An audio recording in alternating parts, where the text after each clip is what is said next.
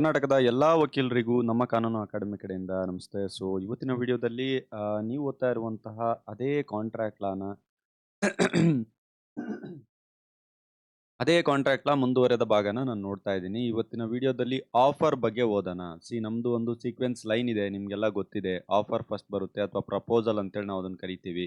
ಅದಾದ್ಮೇಲೆ ನಿಮ್ಗೆ ನೆಕ್ಸ್ಟ್ ಏನಾಗುತ್ತೆ ಅಂತಂದ್ರೆ ಅದ್ರದ್ದು ಅಕ್ಸೆಪ್ಟೆನ್ಸ್ ಆಗುತ್ತೆ.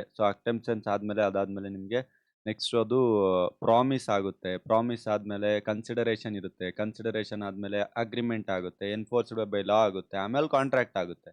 ಒಬ್ವಿಯಸ್ಲಿ ಈ ಕಾಂಟ್ರಾಕ್ಟ್ ಬಗ್ಗೆ ಆಲ್ರೆಡಿ ಕಂಪ್ಲೀಟ್ ಆಗಿ ಇನ್ಫಾರ್ಮೇಶನ್ ನೋಡ್ಕೊಂಡು ಬಂದ್ವಿ. ಇದ್ರದ್ದು ಕೈಂಡ್ಸ್ ಅಂದ್ರೇನು, ಇದ್ರದ್ದು ಎಸೆನ್ಷಿಯಲ್ಸ್ ಅಂದ್ರೇನು, ಕಾಂಟ್ರಾಕ್ಟ್ ಅಂದ್ರೆ ಏನಂತ ನಾವು ಕರಿತೀವಿ, ಯಾವ್ದೇನು ಅಂತೆಲ್ಲ ನೋಡ್ಕೊಂಡು ಬಂದಿದ್ದೀರಾ. ಈಗ ನಾವೇನ್ ಮಾಡೋಣ ಅಂತಂತಂದ್ರೆ ಸೀಕ್ವೆನ್ಸ್ ಆಗಿ ಫಸ್ಟ್ ಇಂದ ಬರ್ತಾ ಹೋಗೋಣ. ಅಂತಂದ್ರೆ ನಮ್ದೇನ್ ಈ ಸೀಕ್ವೆನ್ಸ್ ಲೈನ್ ಇದೆಯಲ್ವಾ, ಇಲ್ಲಿಂದ ಒಂದೊಂದೇ ವಿಷಯಗಳನ್ನ ಕಂಪ್ಲೀಟ್ ಮಾಡೋಣ. ಫಸ್ಟ್ ಆಫರ್ ಓದೋಣ, ಆಮೇಲೆ ಅಕ್ಸೆಪ್ಟೆನ್ಸ್ ಓದೋಣ, ಪ್ರಾಮಿಸ್ ಅಂದ್ರೆ ಏನು ಓದೋಣ, ಕನ್ಸಿಡರೇಷನ್ ಅಂದ್ರೆ ಓದೋಣ, ಅಗ್ರಿಮೆಂಟ್ ಅಂದ್ರೆ ಏನು ಓದೋಣ. ಪ್ರತಿಯೊಂದರಲ್ಲೂ ಕೂಡ ಏನ್ ಕಲಿಯೋಣ ಅಂತಂತಂದ್ರೆ ಹಾಗಂದ್ರೆ ಏನು, ಡೆಫಿನೇಷನ್ ಅಂದ್ರೆ ಏನು ಅಂತ ನೋಡೋಣ. ಅದ್ರ ಜೊತೆಗೆ ಅದ್ರ ಎಸೆನ್ಷಿಯಲ್ಸ್ಗಳು ಏನಿದೆ ಅಂತ ನೋಡೋಣ. ಅದನ್ನ ಹೇಗೆ ಬ್ಯಾಕ್ ತಗೋಬಹುದು ಅಂತ ನೋಡೋಣ. ಸೇಮ್ ಕಾನ್ಸೆಪ್ಟ್ ಮತ್ತಿದೆ ಅಕ್ಸೆಪ್ಟೆನ್ಸ್ ಅಲ್ಲಿ ನೋಡ್ತಾ ಹೋಗೋಣ. ಈ ತರ ನೀವು ಮಾಡ್ತಾ ಮಾಡ್ತಾ ಮಾಡ್ತಾ ಒಂದು ಎಂಡಿಗೆ ಬಂದಾಗ ಈ ಕಂಪ್ಲೀಟ್ ನಮ್ದೊಂದು ಸಿಂಗಲ್ ಲೈನ್ ಡಯಾಗ್ರಾಮ್ ಹಾಕಿ ನಾನು ಏನು ತೋರಿಸಿದೆ ಯೂನಿಟ್ 1 ಅಲ್ಲಿ, ಇದೇನಾಗುತ್ತೆ ಅಂತಂದ್ರೆ ಕಂಪ್ಲೀಟ್ ಆಗಿ ಫಿನಿಶ್ ಆಗುತ್ತೆ. ಇದು ನಾನು ನಿಮಗೆ ಹೇಳಕ್ ಹೋಗ್ತಾ ಇರುವಂತ ವಿಷಯ. ವೆಲ್, ಐ ಹೋಪ್ ನಿಮಗೀಗ ನಾನೀಗ ಯಾವ ಪ್ಯಾಟರ್ನ್ ಅಲ್ಲಿ ಪಾಠ ಮಾಡಕ್ ಹೋಗ್ತಾ ಇದ್ದೀನಿ, ಸೀಕ್ವೆನ್ಸ್ ನ ಯಾವ ತರ ಕನೆಕ್ಟ್ ಮಾಡ್ತಾ ಇದ್ದೀನಿ ಅಂತ ಅರ್ಥ ಆಗಿದೆ ಅಂತ ಅನ್ಕೊಳ್ತೇನೆ. ಇವೆಲ್ಲ ಇದನ್ನ ಅರ್ಥ ಮಾಡ್ಕೊಳ್ಬೇಕು ಅಂತಂದ್ರೆ ಸೀಕ್ವೆನ್ಸ್ ಆಗಿ ಒಂದ್ ಕಡೆಯಿಂದ ನೋಡ್ಕೊಳ್ತಾ ಬರ್ಬೇಕು, ಅವಾಗ ಅರ್ಥ ಆಗುತ್ತೆ. ನಮ್ಮ ಪೇಯ್ಡ್ ಕ್ಲಾಸಸ್ ಅಲ್ಲಿ ನಾವು ಕ್ಲಿಯರ್ ಆಗಿ ಸೀಕ್ವೆನ್ಸ್ ಆಗಿ ಕೊಡ್ತಾ ಬಂದಿದ್ದೀವಿ. ಓಕೆ, ಈಗ ಪಬ್ಲಿಕ್ ಅಲ್ಲಿ ಬಿಟ್ಟಿರುವಂತ ಕ್ಲಾಸಸ್ಗಳಲ್ಲಿ ಸಂಹೌ ನಾವು ಮಿಡ್ಲ್ ಅಲ್ಲಿ ಒಂದೆರಡು ಬೇಕಂತಾನೆ ಸ್ಕಿಪ್ ಮಾಡಿರ್ತೀವಿ. ಎನಿಹೌ ನೀವು ಪೇಯ್ಡ್ ಕ್ಲಾಸಸ್ ಅಲ್ಲಿ ಕಂಪ್ಲೀಟ್ ಆಗಿ ಸೀಕ್ವೆನ್ಸ್ ನ ನೋಡ್ಕೊಳ್ಬಹುದು. ಓಕೆ, ಸ್ಟಾರ್ಟ್ ಮಾಡ್ತಾ ಇದ್ದೀನಿ ನಾನು. ಆಫರ್ಸ್ ಗಳಲ್ಲಿ ಆಫರ್ ನ ಬಗ್ಗೆ ನಾನೀಗ ಸ್ಟಾರ್ಟ್ ಮಾಡ್ತಾ ಇದ್ದೀನಿ. ಎನಿಹೋ ನಮ್ಮ ಸೀಕ್ವೆನ್ಸ್ ಅಂತ ಗೊತ್ತಿದೆ. ಈಗ ಇದೆಲ್ಲ ಫಸ್ಟ್ ಸ್ಟೆಪ್, ಒಂದು ವ್ಯವಹಾರ. ಇದೇನ್ ಸರ್ ಇದು ಮೇಲ್ ಕೊಟ್ಟಿರೋದು ಅಂತಂದ್ರೆ ಇದು ನಿಮ್ಮ ಸಿಲೆಬಸ್ ಕಾಪಿಯಲ್ಲಿ ಕೊಟ್ಟಿರುವಂತಹ ಪಾಯಿಂಟ್ಸ್ಗಳು. ಇದೆಲ್ಲ ಸಿಲೆಬಸ್ ಕಾಪಿ ಕೊಟ್ಟಿರುವಂತಹ ಪಾಯಿಂಟ್ಸ್ಗಳಿಗೆ ಇವತ್ತು ನಾನು ಆನ್ಸರ್ ಮಾಡಕ್ ಹೋಗ್ತಾ ಇದ್ದೀನಿ. ಕ್ವಶನ್ ಯಾವ ರೀತಿ ಕೇಳ್ತಾರೆ ಅಂತಂದ್ರೆ ಡೆಫಿನೇಷನ್ ಬರೀರಿ, ವ್ಯಾಲಿಡ್ ಒಂದು ಆಫರ್ ಆಗ್ಬೇಕಂದ್ರೆ ಏನೇನ್ ರೂಲ್ಗಳಿದೆ ಅದನ್ನ ಬರೀರಿ ಅಂತ ಕೇಳ್ತಾರೆ. ಆಫರ್ ಅಂದ್ರೆ ಏನು ಅಂತ ಬರೀತಾರೆ. ಸಮ್ ಟೈಮ್ಸ್ ರಿವೋಕೇಶನ್ ಹೇಗ್ ಮಾಡಬೇಕು ಅದನ್ನು ಕೂಡ ಬರೀರಿ ಅಂತ ಕೇಳ್ತಾರೆ. ರಿವೋಕೇಶನ್ ಇನ್ ದಟ್ ಮೀನ್ ರದ್ದತಿ, ಹೇಗೆ ಒಂದು ಆಫರ್ ಮಾಡಿದ್ದು ರದ್ದಾಗುತ್ತೆ ಅಂತಾನು ಕೂಡ ಕೇಳ್ತಾರೆ ಕಾಂಟ್ರಾಕ್ಟ್ ಅಲ್ಲಿ. ಬೇಸಿಕಲಿ ನಿಮ್ಗೆಲ್ಲ ಗೊತ್ತಿದೆ ನಾನು ಯಾವ ಸ್ಟೇಜ್ ಅಲ್ಲಿ ಇದೀನಿ ಅಂತಂದ್ರೆ, ನೀವೆಲ್ಲ ಹಿಂದ್ ವಿಡಿಯೋಸ್ ನೋಡ್ಕೊಂಡು ಬಂದಿರೋದ್ರಲ್ಲಿ 599 ರುಪೀಸಿಗೆ ಒಂದು ಬಟ್ಟೆನ ಆಫರ್ ಮಾಡ್ತಾ ಇದ್ದಾನೆ ಅಂತ ಹೇಳಿದೆ ಒಂದು ಶಾಪ್ ಅವನು. ಈಗ just start of the process ಅಲ್ಲಿ ಇರೋದು. ಇವನ್ ಜಸ್ಟ್ ಏನ್ ಮಾಡಿದಾನೆ ಅಂತಂದ್ರೆ ನಾನು ಆಫರ್ ಹಾಕಿದ್ದೀನಿ ಅಂತೇಳಿ ಹೊರಗಡೆ ಬೋರ್ಡ್ ಹಾಕಿದ್ದಾನೆ. ಅರ್ಥ ಮಾಡ್ಕೊಳ್ಳಿ, ನಾನು ಆಫರ್ ಹಾಕಿದ್ದೀನಿ ಅಂತೇಳಿ ಹೊರಗಡೆ ಬೋರ್ಡ್ ಹಾಕಿದ್ದಾನೆ. ಈಗ ನಾವು ಸ್ಟೋರಿಯಲ್ಲಿ ಸ್ಟಾರ್ಟ್ ಆಫ್ ದ ಸ್ಟೋರಿಯಲ್ಲಿ ಇದೀವಿ. ಇಲ್ಲಿವರೆಗೂ ನೀವು ಸ್ವಲ್ಪ ಕಾಂಟ್ರಾಕ್ಟ್ ಅಂದ್ರೇನು, contract essentials, valid, contract class subject ಯಾಕೆ ಓದ್ಕೊಂಡು ಬಂದ್ರಿ. ಮತ್ತೆ ಸೀಕ್ವೆನ್ಸ್ ಅಲ್ಲಿ ಬ್ಯಾಕ್ ಬಂದ್ಬಿಟ್ಟು ಆಫರ್ ಇಂದ ಸ್ಟಾರ್ಟ್ ಮಾಡ್ತಾ ಇದ್ದೀನಿ. ಇಲ್ಲಿ ಏನ್ ಹೇಳ್ತಾ ಇದೀವಿ ಅಂತಂತಂದ್ರೆ ಫಸ್ಟ್ ಇವ್ನು ಏನ್ ಬೋರ್ಡ್ ಹಾಕಿರ್ತಾನೆ ಅದ್ರ ಬಗ್ಗೆ ನಾನು ಡಿಸ್ಕಸ್ ಮಾಡಕ್ ಹೋಗ್ತಾ ಇದ್ದೀನಿ. ಓಕೆ, ವೆಲ್, ಅರ್ಥ ಆಯ್ತಲ್ವಾ ನಿಮ್ಗೀಗ? ಈ ಸೀಕ್ವೆನ್ಸ್ ಕೂಡ ಅರ್ಥ ಆಗಿದೆ, ಕ್ವಶನ್ ಕೂಡ ಅರ್ಥ ಆಗಿದೆ. ಇಲ್ಲಿ ಕೊಟ್ಟಿರೋ ಕ್ವಶನ್ ಹೇಳಿದೀನಿ, ಇದಕ್ಕೆ ನಾನು ಆನ್ಸರ್ ಮಾಡ್ತಾ ಹೋಗ್ತೀನಿ. ಓಕೆ, ನೋಡಿ, ಈಗ ಮೀನಿಂಗ್ ಇದೆ. ಏನು ಸರ್ ಇದು ಕಾಂಟ್ರಾಕ್ಟ್ ಲಾ ಅಂತ ಏನಿದೆ, ಇದರ ಆಕ್ಚುಯಲ್ ಮೀನಿಂಗ್ ಏನು ಸರ್? ಸಾರಿ, ಕಾಂಟ್ರಾಕ್ಟ್ ಲಾದಲ್ಲಿ ಆಫರ್ ನ ಮೀನಿಂಗ್ ಏನು ಸರ್ ಅಂತಂದ್ರೆ ಎಲ್ಲರಿಗೂ ಗೊತ್ತಿದೆ ಸರ್, ನಾನು ಆಫರ್ ಕೊಡ್ತಾ ಇದ್ದೀನಿ ಅಂತ ಹೇಳ್ತಾರೆ. ಪ್ರತಿ ಡೀಲಲ್ಲೂ ಕೂಡ ಇದ್ದೇ ಇರುತ್ತೆ, ಮೇಕ್ ಆನ್ ಆಫರ್, ಆಫರ್ ಕೊಡು, ಎಷ್ಟು ಆಫರ್ ಮಾಡ್ತೀಯಾ ಮಾಡು, ಹೇಳಿರ್ತೀರ ತಾನೆ. ಅದೇ ವರ್ಡ್ ಇಲ್ಲೂ ಕೂಡ ಯೂಸ್ ಮಾಡ್ತಾ ಇರೋದು. ಕಾನೂನು ತುಂಬಾ ಸುಲಭ, ಪ್ರತಿ ಸಲ ಹೇಳ್ತಾ ಇರ್ತೇನೆ. ಕಾನೂನಿಗೆ ನಿಜವಾದ ಜೀವನದಲ್ಲಿ ನಡೀತಾ ಇರುವಂತ ಸನ್ನಿವೇಶಗಳನ್ನ ನೀವು ರಿಲೇಟ್ ಮಾಡ್ತಾ ಹೋಗ್ಬಿಟ್ರೆ ಕಾನೂನು ತುಂಬಾನೇ ಸುಲಭ. ಬೇರೆ ಸಬ್ಜೆಕ್ಟ್ಸ್ ಗಳಿಗೆ ಕಂಪೇರ್ ಮಾಡಿದ್ರೆ ನಿಮ್ಮ ಇಂಜಿನಿಯರಿಂಗ್, MBBS, ಕಾಮರ್ಸ್ ಎಲ್ಲದೂ ಕಂಪೇರ್ ಮಾಡಿದ್ರೆ ಕಾನೂನೇ ಸುಲಭ, ಆಯ್ತಾ? ಆದ್ರೆ ಅರ್ಥ ಮಾಡ್ಕೊಳ್ಳುವಂತ ರೀತಿ ತುಂಬಾ ಚೆನ್ನಾಗಿದ್ರೆ ಸಾಕು. ಮೀನಿಂಗ್ ನಾನು ಹೇಳಿದ್ನಲ್ವಾ, ಒಂದು ಆಫರ್ ಅಂತ ಏನು ಅಂತಂತಂದ್ರೆ ಇಂಪ್ಲಾಯ್ಡ್ಲಿ ಆಗಿರ್ಬೋದು ಅಥವಾ ಎಕ್ಸ್ಪ್ಲೈಡ್ಲಿ ಆಗಿರಬಹುದು. ಒಂದು ಎಕ್ಸ್‌ಪ್ರೆಸ್ ಮಾಡ್ತಾ ಇರುವಂತದ್ದು ಯಾವ ರೀತಿ ಅಂತಂತಂದ್ರೆ, ನೀನು ಕಾಂಟ್ರಾಕ್ಟಿಗೆ ಎಂಟ್ರಿ ಕೊಡ್ಬೇಕಾದ್ರೆ ನಾನು ನಿನಗೆ ನೀಡ್ತಾ ಇರುವಂತ ಒಂದು ಆಫರ್ ಇದು. ಆ ಒಂದು ರೀತಿಯಾದಂತ ಒಂದು ಏನು ನಾನು ನಿಮಗೆ ಕೊಡ್ತಾ ಇದ್ದೀನಿ ಅನ್ನೊಂದು ಇಚ್ಛೆ, ನಡವಳಿಕೆ, ಇದನ್ನ ನಾವು ಆಫರ್ ಅಂತೇಳಿ ಮೀನಿಂಗ್ ಅಲ್ಲಿ ಹೇಳ್ಬಹುದು. ಆದ್ರೆ ಅಕ್ಯುರೇಟ್ ಡೆಫಿನೇಷನ್ ಏನ್ ಹೇಳುತ್ತೆ? ಆಲ್ರೆಡಿ ಡೆಫಿನೇಷನ್ ಹೇಳಿದೆ, ಸೆಕ್ಷನ್ 2 ಕ್ಲಾಸ್ ಫಸ್ಟ್ ಸ್ಟಾರ್ಟ್ ಆಗದೆ ಕಾಂಟ್ರಾಕ್ಟ್ ಲಾ ಡೆಫಿನೇಷನ್ ಅಲ್ಲಿ. ಇದೇ ಡೆಫಿನೇಷನ್ 2 ಕ್ಲಾಸ್ ಜ್ಞಾಪಕ ಇಟ್ಕೊಳ್ಳಿ. ಅದಕ್ಕೆ ನಾನು ಸೀಕ್ವೆನ್ಸ್ ವೈಸ್ ಹೋಗಿದ್ದೆ. 2 ಕ್ಲಾಸ್ ಎ ಏನ್ ಹೇಳುತ್ತೆ, 2 ಕ್ಲಾಸ್ ಬಿ ಏನ್ ಹೇಳುತ್ತೆ, 2 ಕ್ಲಾಸ್ ಡಿ ಏನ್ ಹೇಳುತ್ತೆ. ನೋಡಿಲ್ಲ ಅಂತಂದ್ರೆ ದಯವಿಟ್ಟು 30 ರಿಂದ 32 ನಿಮಿಷದ ಒಂದು ವಿಡಿಯೋ ಇದೆ. ಖಂಡಿತವಾಗ್ಲೂ ಲೇಟ್ ಆಗುತ್ತಂತ ಯೋಚನೆ ಮಾಡಬೇಡಿ. ಅದೊಂದು ವಿಡಿಯೋ ನೋಡ್ಕೊಂಡು ಬನ್ನಿ, ನೀವು ಕಂಪ್ಲೀಟ್ ಆಗಿ ಯೂನಿಟ್ ನ ಆನ್ಸರ್ ಮಾಡೋ ಕ್ಯಾಪಬಿಲಿಟಿ ಬರುತ್ತೆ. ಸರ್, ಆ ವಿಡಿಯೋ ಎಲ್ಲಿದೆ ಅಂತಂದ್ರೆ ನಮ್ಮ ಕಾಂಟ್ರಾಕ್ಟ್ ಲಾ ಪ್ಲೇ ಲಿಸ್ಟ್ ಅಲ್ಲಿ ಇದೆ, ಅದನ್ನ ನೋಡ್ಕೊಳ್ಳಿ. ಓಕೆ, ಅದಾದ್ಮೇಲೆ ದ ಇಂಡಿಯನ್ ಕಾಂಟ್ರಾಕ್ಟ್ ಆಕ್ಟ್ ಅಲ್ಲಿ ಸೆಕ್ಷನ್ 2 ಕ್ಲಾಸ್ ಎ ಹೇಳುತ್ತೆ ಪ್ರಪೋಸಲ್ ಅಂದ್ರೆ ಏನು ಅಂತೇಳಿ. ಪ್ರಪೋಸಲ್ ಅಂತಾನು ಕರೀತಾರೆ, ಆಫರ್ ಅಂತಾನು ಕರೀತಾರೆ. ಸರ್, ಇಲ್ಲಿ ಪ್ರಪೋಸಲ್ ಅಂತ ಬರ್ತಾ ಇದೆ, ಆಫರ್ ಅಂತ ಬರ್ತಾ ಇದೆ, ಎರಡಕ್ಕೂ ವ್ಯತ್ಯಾಸ ಇದೆಯಾ? Almost same meaning sir. Offer, proposal ಎರಡೂ ಒಂದೇ. ಓಕೆ. ಏನ್ ಹೇಳ್ತಾ ಇದೆ ಅಂತಂದ್ರೆ, when one person is signifies to another person, ಅರ್ಥ ಆಗ್ತಿದ್ಯಾ? ಒಬ್ಬ ವ್ಯಕ್ತಿ ಇನ್ನೊಬ್ಬ ವ್ಯಕ್ತಿಗೆ ಸಿಗ್ನಿಫೈಸ್ ಮಾಡ್ತಾ ಇದ್ದಾನೆ.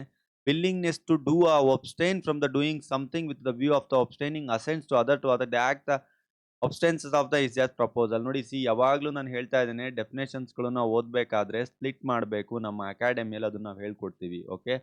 ಒಬ್ಬ ವ್ಯಕ್ತಿ ಇನ್ನೊಬ್ಬ ವ್ಯಕ್ತಿಗೆ, ಅನದರ್ ಪರ್ಸನ್, ಅರ್ಥ ಆಗ್ತಿದ್ಯಾ? ಒಬ್ಬ ವ್ಯಕ್ತಿ ಇನ್ನೊಬ್ಬ ವ್ಯಕ್ತಿಗೆ ಆಫರ್ ಮಾಡ್ತಾ ಇದ್ದಾನೆ. ಏನಂತ ಆಫರ್ ಮಾಡ್ತಾ ಇದ್ದಾನೆ? ಇಲ್ಲ ನೀನ್ ಎಸ್ ಅಂತ ಒಪ್ಕೋ, ಇಲ್ಲ ನೀನ್ ಇಲ್ಲ ಅಂತ ಒಪ್ಕೋ. ಎಸ್ ಅಂತ ಒಪ್ಕೊಂಡೆ ಅಂತಂದ್ರೆ ಏನ್ ಮುಂದೆ ಆಕ್ಷನ್ ತಗೊಳ್ಬೇಕು, ಆ ವಿಲ್‌ನ ತೋರ್ಸು ಅನ್ನುವಂಥದ್ದನ್ನ ಆಫರ್ ಮಾಡ್ತಾ ಇದ್ದಾನೆ. ಅದನ್ನೇ ನಾವು ಆಫರ್ ಅಂತೀವಿ. ಜನರಲ್ ಭಾಷೆಯಲ್ಲಿ ನಾನು ಹೊರಗಡೆ ಬೋರ್ಡ್ ಹಾಕಿ ಹೇಳ್ತಾ ಇದ್ದೀನಿ, ಯಾರಿಗಾದ್ರೂ ಬೇಕೇನಪ್ಪ ಅಂತ. ಅದನ್ನೇ ನಾವು ಆಫರ್ ಅಂತೇಳಿ ಕರಿತೀವಿ. ಸೊ ಇದನ್ನ ನೀವು ಟೆಕ್ನಿಕಲಿ ಈಗ ಸ್ಟಡಿ ಮಾಡಿ ನಿಮಗೆ ಅರ್ಥ ಆಗ್ತಾ ಹೋಗುತ್ತೆ. ಓಕೆ. ಈಗ ನೀವು ನಾನು ಹೇಳಿದಂಥ ಜನರಲ್ ಮೀನಿಂಗ್ ಜೊತೆ ಈ ಆಫರ್‌ನ ನೀವು ಡೆಫಿನಿಷನ್‌ನ ಓದ್ತಾ ಹೋಗಿ. ಇದು ನಿಮಗೆ ಅರ್ಥ ಆಗ್ತಾ ಹೋಗುತ್ತೆ. ಇದನ್ನ ಪ್ರಪೋಸಲ್ ಅಂತಾನೂ ಕರೀತಾರೆ ಅಥವಾ ಆಫರ್ ಅಂತಾನೂ ಕರೀತಾರೆ. ಓಕೆ. ಈಗ 2 ವರ್ಡ್ಸ್‌ಗಳು ಬರುತ್ತೆ. ಪ್ರಪೋಸಲ್ ಆಗ್ಲಿ, ಆಫರರ್ ಆಗ್ಲಿ, ಯಾವ್ದ್ರಲ್ಲಾಗ್ಲಿ 2 ವರ್ಡ್ಸ್‌ಗಳು ಪ್ರತಿ ಟೈಮ್ ಬರುತ್ತೆ. ಒಂದು ಕೊಡುವಂತವನು, ಇನ್ನೊಂದು ತೆಗೆದುಕೊಳ್ಳುವಂತವನು. ಅರ್ಥ ಆಗ್ತಿದ್ಯಾ ನಿಮಗೆ? ಆಲ್ವೇಸ್ ಕೊಡುವಂತವನು ಇಂದ ಎಂಡ್ ಆಗ್ತಾನೆ. ತೆಗೆದುಕೊಳ್ಳುವಂತವನು ಇಂದ ಎಂಡ್ ಆಗ್ತಾನೆ. ಏನಿದು ಸರ್ ರೂಲು ಅಂತಂತಂದ್ರೆ, ಎಂಪ್ಲಾಯರ್, ಎಂಪ್ಲಾಯ್ ಕೇಳಿದ್ದೀರಾ? ಇದನ್ನ ನೀವು ಜ್ಞಾಪಕ ಇಟ್ಕೊಂಡ್ರೆ ಅರ್ಥ ಆಗುತ್ತೆ. ಎಂಪ್ಲಾಯರ್ ಇಂದ ಎಂಡ್ ಆಗುತ್ತೆ. ಎಂಪ್ಲಾಯ್ ಇಂದ ಎಂಡ್ ಆಗುತ್ತೆ. ಸೊ ಎಂಪ್ಲಾಯರ್ ಅಂದ್ರೆ ಯಾರು ಅಂತಂದ್ರೆ ಕೆಲಸ ಕೊಡುವಂತವನು ಅಲ್ವಾ? ಆಲ್ವೇಸ್ ಕೊಡುವಂತವನು ಇಂದ ಎಂಡ್ ಆಗ್ತಾನಂತ ಜ್ಞಾಪಕ ಇಡಿ. ಎಂಪ್ಲಾಯಿ ಆಲ್ವೇಸ್ ಅಂತಿರೋನು ತೆಗೆದುಕೊಳ್ಳುವಂತವನು ಅಂತ ಜ್ಞಾಪಕ ಇಡಿ. ಈಗಿಲ್ಲಿ ಸೇಮ್ ಥಿಂಗ್ ಆಫರ್ ಅಂತ ಇದೆ. ಇದನ್ನ ಆಫರರ್ ಅಂತ ಕೊಡ್ತೀವಿ. ಆಮೇಲೆ ಬೇರೆ ಬೇರೆ ಸುಮಾರು ವರ್ಡ್ಸ್‌ಗಳು ಬರುತ್ತೆ. ಬೇಲಿ ಅಂತ ಬರುತ್ತೆ, ಬೇಲರ್ ಅಂತ ಬರುತ್ತೆ. ನಿಮ್ಮ ಇಡೀ ಕಾಂಟ್ರಾಕ್ಟ್ ಲಾ ಸಬ್ಜೆಕ್ಟ್ ಅಲ್ಲಿ ಜ್ಞಾಪಕ ಇಡಕ್ಕೆ ಒಂದು ಥಂಬ್ ರೂಲ್ ಹೇಳ್ತಾ ಇದ್ದೀನಿ. ಕಾಂಟ್ರಾಕ್ಟ್ 1 ಆಗ್ಬೋದು, ಕಾಂಟ್ರಾಕ್ಟ್ 2 ಆಗ್ಬೋದು. ಓಕೆ. ಇಂದ ಎಂಡ್ ಆಗ್ತಾ ಇದೆ ಅಂತಂದ್ರೆ ಅದನ್ನು ಅವನು ಕೊಡುವವನು ಅಂತ. ಕೊಡುವವನು ಇಟ್ಸ್ ಮೀನ್ ದಟ್ ಈಗ ಯಾರು ಆಫರ್ ಕೊಡ್ತಾರೆ ಯಾರು ಅಂಗಡಿಯವನಲ್ವಾ? ಅವನು ನಾವೇನಂತ ಕರಿತೀವಿ? ಆಫರಾರ್ ಅಂತ ಕರಿತೀವಿ. ಅಂತ ಬರ್ತಾ ಇದೆ ಅಂತಂದ್ರೆ ಅವನು ಕೊಡ್ತಾ ಇದ್ದಾನೆ ಅಂತ. ಇನ್ನೊಬ್ಬ ತೆಗೆದುಕೊಳ್ಳೋವನು ಏನಂತ ಕರಿತೀವಿ? ಆಫರೀ ಅಂತ ಕರಿತೀವಿ. ಆಫರೀ ಬರ್ತಾ ಇದೆ ಅಂದ್ರೆ ತೆಗೆದುಕೊಳ್ತಾ ಇರೋನು ಅಂತ ಅರ್ಥ. ಜ್ಞಾಪಕ ಹೇಳೋದಕ್ಕೆ ಒಂದು ಟ್ರಿಕ್ ಹೇಳ್ತಾ ಇದ್ದೀನಿ ನಿಮಗೆ. ಪ್ರತಿ ಟೈಮ್ ರಿಪೀಟ್ ಆಗ್ತಾ ಇರುತ್ತೆ. ಕನ್‌ಫ್ಯೂಸ್ ಮಾಡ್ಕೊಳ್ಬೇಡಿ. ಆಮೇಲೆ ಪ್ರಪೋಸಾರ್ ಅಂತ ಕರಿತೀವಿ.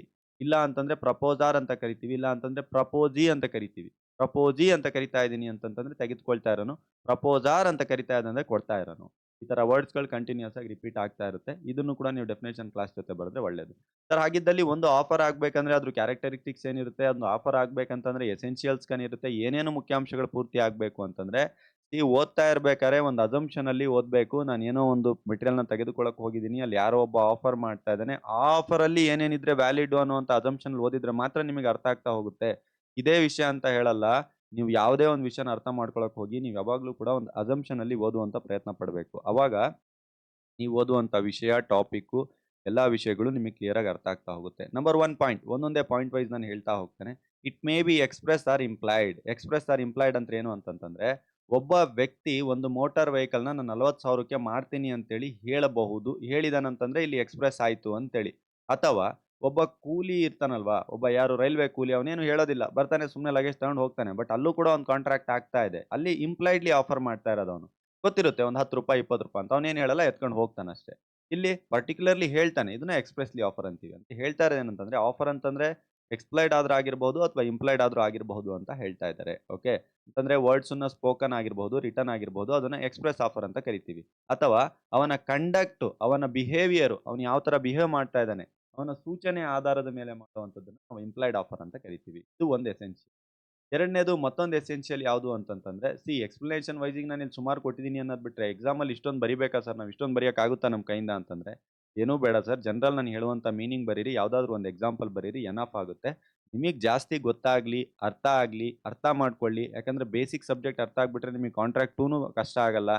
ಇಡೀ 5 ಯೂನಿಟು ಕಷ್ಟ ಆಗಲ್ಲ ಅನ್ನುವಂಥ ಒಪಿನಿಯನ್‌ಗೆ ಜಾಸ್ತಿ ಎಕ್ಸ್‌ಪ್ಲನೇಷನ್ ಕೊಟ್ಟಿದ್ದೀವಿ ಅಷ್ಟೇ. ಆಮೇಲೆ ನೀವು ನೋಡ್ತಾ ಇರುವಂಥದ್ದು ನಾವು ಕೊಡುವಂಥ ನೋಟ್ಸಲ್ಲಿ ಇರುವಂಥ ವರ್ಡ್ಸ್‌ಗಳೇ ನೋಡ್ತಾ ಇದ್ದೀರಾ. ಈಚ್ ಆಂಡ್ ಎವ್ರಿಥಿಂಗ್ ನಮ್ಮ ನೋಟ್ಸಲ್ಲಿ ಕೊಟ್ಟಿರುವಂಥ ವರ್ಡ್ಸ್‌ಗಳೇ ನಾನು ಎಕ್ಸ್‌ಪ್ಲೇನ್ ಮಾಡ್ತಾ ಇದ್ದೀನಿ. ಓಕೆ. ಎನಿಹೌ ಈಗ ನಾವು ಮುಂದೆ ಮೂವ್ ಮಾಡೋಣ. The offer must be made on order to create the legal relationship ಅಂತಂದ್ರೆ, ಇಲ್ಲಿ ಹೇಳ್ತಾ ಇದ್ದಾರೆ ಕಾನೂನುಬದ್ಧವಾದಂತಹ ರಿಲೇಶನ್‌ಶಿಪ್‌ನ ಮೇಂಟೈನ್ ಮಾಡಬೇಕು ಅಂತ. ಸರ್ ಏನ್ ಸರ್ ಇದು ಕಾನೂನುಬದ್ಧ ರಿಲೇಶನ್‌ಶಿಪ್ ಅಂತಂದ್ರೆ, ನೀವು ನಿಮ್ಮ ಫ್ರೆಂಡಿಗೆ ಡಿನ್ನರಿಗೆ ಕರೆದಿದ್ದೀರಾ. ಎ ಅನ್ನುವಂಥ ವ್ಯಕ್ತಿ ಬಿ ಅನ್ನುವಂಥ ವ್ಯಕ್ತಿಗೆ ಡಿನ್ನರಿಗೆ ಕರೆದಿದ್ದಾನೆ. ಅವ್ನು ಡಿನ್ನರಿಗೆ ಬಂದಿಲ್ಲ ಅಂತೇಳಿ, ಓಕೆ ನಾನು ಡಿನ್ನರಿಗೆ ಕರೆದಿದ್ದೆ, ನಾನು ಊಟ ಎಲ್ಲ ರೆಡಿ ಮಾಡಿ ಇಟ್ಕೊಂಡಿದ್ದೆ, ನನಗೆ ನೀನು ದುಡ್ಡು ಕೊಡ್ಬೇಕೀಗ ಅಂತ ಕೇಸ್ ಹಾಕೊಂಡ್ರೆ ಕೋರ್ಟ್ ಹೇಳುತ್ತೆ, ಅಪ್ಪ ಇದು ಒಂದು ಡೊಮೆಸ್ಟಿಕ್ ರಿಲೇಶನ್‌ಶಿಪ್ಪು, ಕಾನೂನುಬದ್ಧ ರಿಲೇಶನ್‌ಶಿಪ್ ಇಲ್ಲ ಇಲ್ಲಿ. ಇಂಥವೆಲ್ಲ ಕೇಸ್ ಹಾಕಕ್ ಬರಲ್ಲ ಅಂತ ಹೇಳುತ್ತೆ. ಇಲ್ಲ ಅಗ್ರೀಮೆಂಟೇ ಆಗಿಲ್ಲ ಅಂತ ಹೇಳುತ್ತೆ. ಅಗ್ರೀಮೆಂಟಲ್ಲಿ ಅದನ್ನ ಮತ್ತೆ ನಾನು ಡೀಪಾಗಿ ಕೇಸ್ ಲಾ ಸಮೇತ ನಿಮಗೆ ಎಕ್ಸ್‌ಪ್ಲೇನ್ ಮಾಡ್ತೀನಿ.